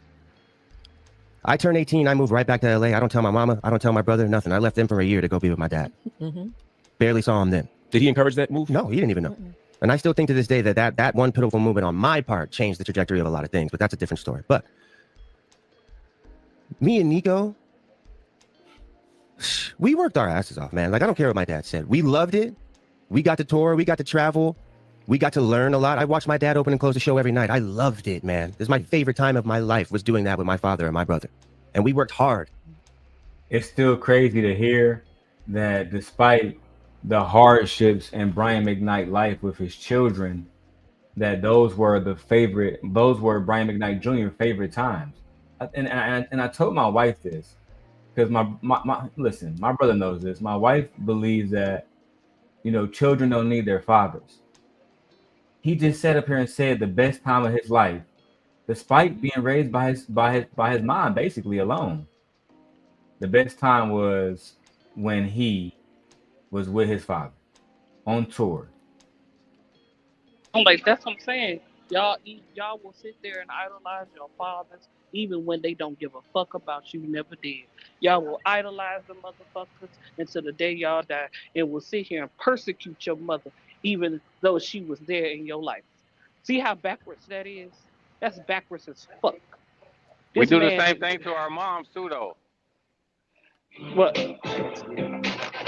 Every day. No, that's what I'm saying. I'm not talking about y'all in particular. No, I know. I'm talking about in general. Yeah. I'm like, yeah. But I don't understand how you sit here and idolize a man that you clearly saw was barely saw in your life as a kid. I'm talking about a kid, those precious times, learning how to walk, learning how to talk, learn those things, those precious things. But the only reason why he likes you is because you played ball. Oh, you doing something that might make you money and benefit me too. Oh, okay. Yeah. Great. Thank you so much. A round of applause, motherfucker. How about that? I think this goes to show that, like, when some of us black men say, well, I know my brother don't say this, but a lot of black men online would say that, well, all black fathers love their kids and all black fathers are involved. This goes to show you that even though you can be rich, you can have a certain amount of social status, et cetera, you can still be a deadbeat, ain't shit piece of shit. A lot of them are. This is what I was just trying to tell Nate earlier. Like, a lot of, at least from some of the content I watch, I know it's a lot of red pillars out there, but a lot of guys try to warn these women. Just because the guy got the money and he got the success, that don't mean he's going to be a good husband. That don't mean he's going to be a good father. That don't mean he's going to be there for you. And this is something that we see play out over and over again, right? Like, they'll still go up and say, I'll take the rich guy that's a cheater versus the broke guy that's loyal. This is what we see.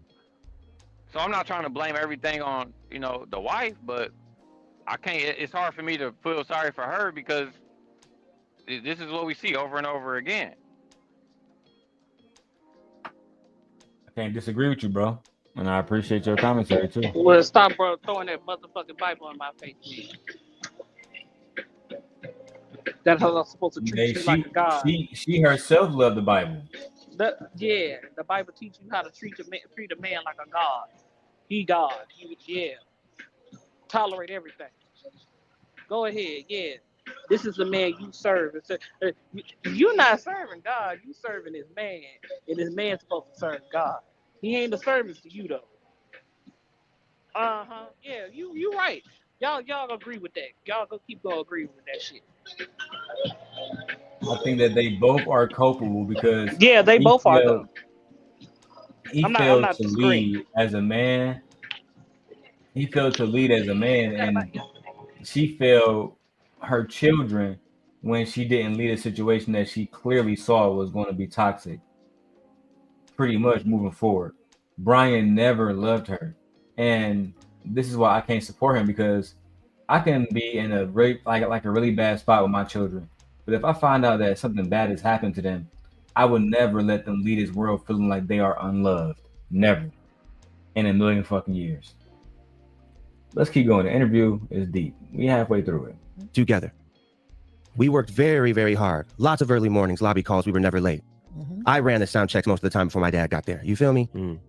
Did we party? Did we hang out? Of course we did. I was 19 years old and the kids were chilling. We smoked weed. To talk about us as we are drug addicts and all that, we smoke weed. We live in California, in the valley, and we have money. I think you have to. Entitled. We were young kids just like all of y'all. What the funniest thing about this, like I said to my grandfather the other day, is the thing that the way people would tell me what they would do in my life. Right. The way that people out there, because of the things that my dad has said to. So I want to add context to that because I agree with him. They live in California. Yeah, that's what I'm like. In the early 90s and 2000s, they getting blowed as hell. They getting blowed as hell. They got access to the best kush and they got money. They doing the same thing that everybody else was doing. I think that's his problem with his father. They was doing the same thing that everybody else was doing. Let's also be clear. This is a rich kid. What do rich kids do? This is a rich kid. Even though weed wasn't legal, paraphernalia wasn't legal back then. I mean, the celebrities barely got in trouble about, marijuana, Mary Jane. They were doing what all kids do, experiment. See what they like and what they don't like. Are they continue with this thing or they're not going to continue with this thing? Doing typical teenage shit. So, yeah. They were typical rich teenagers, too. Yeah. Yeah, they're going to be partying, doing all kind of shit. You got to just live with that shit. It is what it is. They never was bad kids, though. I think that's the problem that they have. Is like, what the fuck? You trying to make it seem like we are bad people when we never were. Anyway, let's keep going, guys. Shout out to y'all for watching the interview with me. Appreciate you guys. It's astonishing to me what people think they would have done in my shoes, particularly. I can't speak for my brother, and he's not here to speak for himself anymore. Right. So the things that have even been said about him as of late, those are things that, again, I won't let slide. But again, absolutely not. Our break with my dad came way later. It's interesting that you said Mother Grandma Elaine kicked Dad out, or didn't kick him out, but he told him he had a year. That's what he did to us too. Now it makes sense. I never knew that. Yeah, he said he got you an apartment, paid for it, and said you got a year to get this Let's thing stop together. there. Yeah. Let's stop there. And this is the last time I'm talking about any of this, so everybody knows. I was already 23. 2 years prior to that, me and my brother were looking at houses. Right. This is back when you can get a crib in Porter Ranch in LA for $2,000 a month. We're talking 15 years ago. We were looking at houses based on promises and just promises that we were made about what we would get if we did the last tour, which we had already decided that we weren't going to do because we were becoming a rock band. And my brother had just had surgery on his hernia, couldn't even travel without being in constant pain. And still did. And we still were doing it. Still getting begged to fly out. Still having to do it. You know what I mean? So that's why I like it. When I hear stuff like we were just a couple of young, entitled, drug addict kids, when? Well, I made more music. We did more for him during that time. I produced and mixed the last of those 3 albums he worked on at the crib when he lost the studio. When he had all of his gear, legendary gear, so exposing you. Damn. So you telling me that the music, the last 3 albums you had your son produced, and you don't even want to give him the credit for that? But those were the best times of my life. But this man don't want to even give him credit for the music you helped him make. Despicable. Man, he said these children were lazy, entitled, young, spoiled kids. He didn't tell Anton Daniels that his last albums, we literally can go and see that Nico was credited. that both sons were credited. They worked on the album. He didn't even say it. He He didn't say shit about it. He didn't even say it, but y'all boys will sit here and idolize that shit. Even though he's still showing you how much of a piece of shit he is, you will sit there and still idolize that man. Oh, those were the day he took me to the park was the best day of my life. The fuck are you talking about? Huh? But you know what though? I still can't help but feel like Young Thug right now. Whoop-de-doo. Whoop-de-doo, nigga. Like you just told everybody you was looking at $2,000 houses in the early 2000s, which means in today's prices we probably talking about $3,000-$4,000 houses per month. You know, I'm not trying to sound insensitive, but it's like, bro, you wasn't working at McDonald's when you was 18, 19. You was living. Now, I get everybody still have their own struggles, but yes, bro, of course everybody's going to hear the shit you're saying and be like, Nick, you are entitled in some ways. You can't fully deny that, bro. You was going on flights and fucking producing a fucking album for your dad. Whoop-de-doo. That's just so fucking hard. That's just slave. That's just slave work. Slave but they didn't do it for free. They never said they did it for free. They were paid. They were being paid. So that's not a whoop-de-doo. Hey, because Gamble. They were getting paid. Shout out to Linda Gamble in the chat showing us some love. We over here, our small little channel. I think the message with this one trucking is on Anton's platform. Brian McKnight made it seem like, well, my sons were just some lazy boys who wasn't doing shit. Come to find out, they were literally producing music and was basically still being shitted on by their father.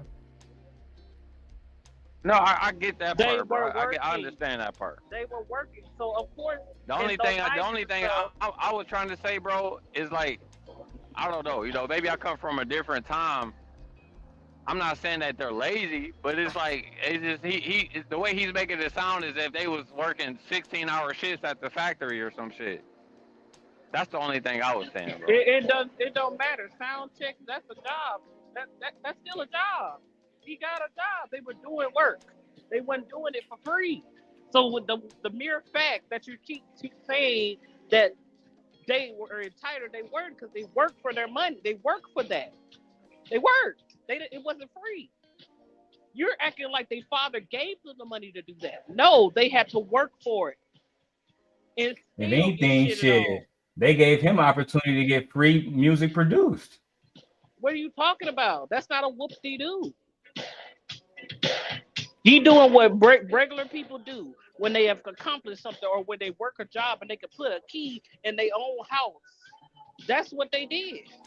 That's not a whoop-de-doo. That's not entitlement, baby. Entitlement is my dad paid for everything that I didn't work for.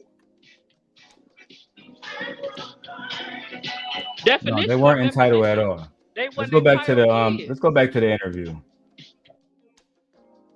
At the crib because he just didn't care no more. Just didn't want to make no more music. And then all this is what was going on at the time. He ruptures his Achilles. He's doing all the beats. He's going through his midlife. He'd have been my age then than I am now. We saw it happen. Let me show you how your pussy works song. All of that same period of time when he lets me and my brother and my best friend do the theme song for youporn.com, and they bring a bunch of porn stars to the crib and have us shoot a music video, and he leaves us there with his handlers, and they allowed us to do this. But we were entitled, drug addict kids. Where was the parent that were with us, around us? My mom's in North Carolina and only found out about all this when we told her. And how old were you? How old were you? 20. Now, there are people who are going to say, you're still grown. My brother was 17. That's grown? 20 years old? That's grown? Again, I would love to see what y'all would do in that situation. I was 20 years old. 20. Now, I'm going to defend him in this situation because I remember when the situation happened with a lot of different men, but I'm going to specifically say Shannon Sharp. Women were saying that Gabriella Zuniga was not grown, even though she was 20, I think 24, 25 or some shit. But when she first met Shannon Sharp, she was 20 or 19. And they said, well, she was not grown and she was incapable of making choices on her own. In the same spirit, I'm going to give him that same energy. Just that simple. And Brian McKnight you had a responsibility to take care of your children, especially because you're not being hindered by the mom or some shit like the manager talk about. You just got to be a good dad. It's just that simple, bro. Let me get my work done in the background. And I just got this victory royale on Fortnite. Man, shout out to us, bro. Let's get it. Winning team. D. Mm-hmm. And we weren't sheltered kids. No. This is the flip side of the thing I want to talk about too. And I'm glad. Another reason why I came on here, so I can go ahead and lay this out there, man. We were not these little spoiled rich kids as we were presented out to be. My dad don't even know the kind of things and the kind of stuff that I was into as a young kid. I grew up in Raleigh, North Carolina, 30 minutes from Durham. You feel me? I hooped with real niggas all the time. All my homies were hitters. And that's real. My Arab homies, you know what I mean? I grew up with people that really, really were about that life in a lot of ways. And I was accepted. Hold on. Wait a minute. Oh, he was a hood. Right? Oh, okay. Oh, well, shit. Ain't that bad. He was a rich kid living a not rich life. Exactly, man. I was about to say that. He was a rich. I don't believe that all his friends were hitters. I don't believe that. But I do believe he grew up in a rough neighborhood. Yeah. I was like, but then again, they could be. Because these are not rich. These are broke kids in poverty. So it's a mere difference. They probably didn't know he was rich because they lived with his mom. So Years. I don't know. We only can speculate on that one, but if he said he lived down not even 30 minutes, he lived in Darrel, yeah, Carolina is rough. I don't know, man. For me, I guess I'm just naturally cynical because even the way he said, all of my friends were hitters, I'm not buying it, bro. All of my homies were hitters, bro. I'm not buying it, bro. Cause me and Rel, we really come from them parts. And niggas don't sound like you. Niggas don't talk. It ain't adding up, bro. It ain't. But I'm not trying to take away from the fact that he had a hard life. I can believe that part. But I can't help but to be cynical on some of the things he's saying. It's just me. I'm not trying to say he's wrong. It's just me, No, I agree with you. I feel the same exact way, Lucky.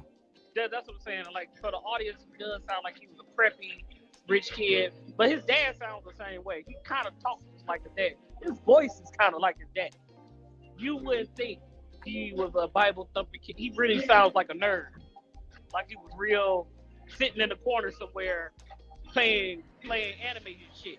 Come on, because like, we ain't never heard no King Von or Lil Durk sound like this, bro. It's just, I feel like he keeps trying to up the levels on his struggles and shit.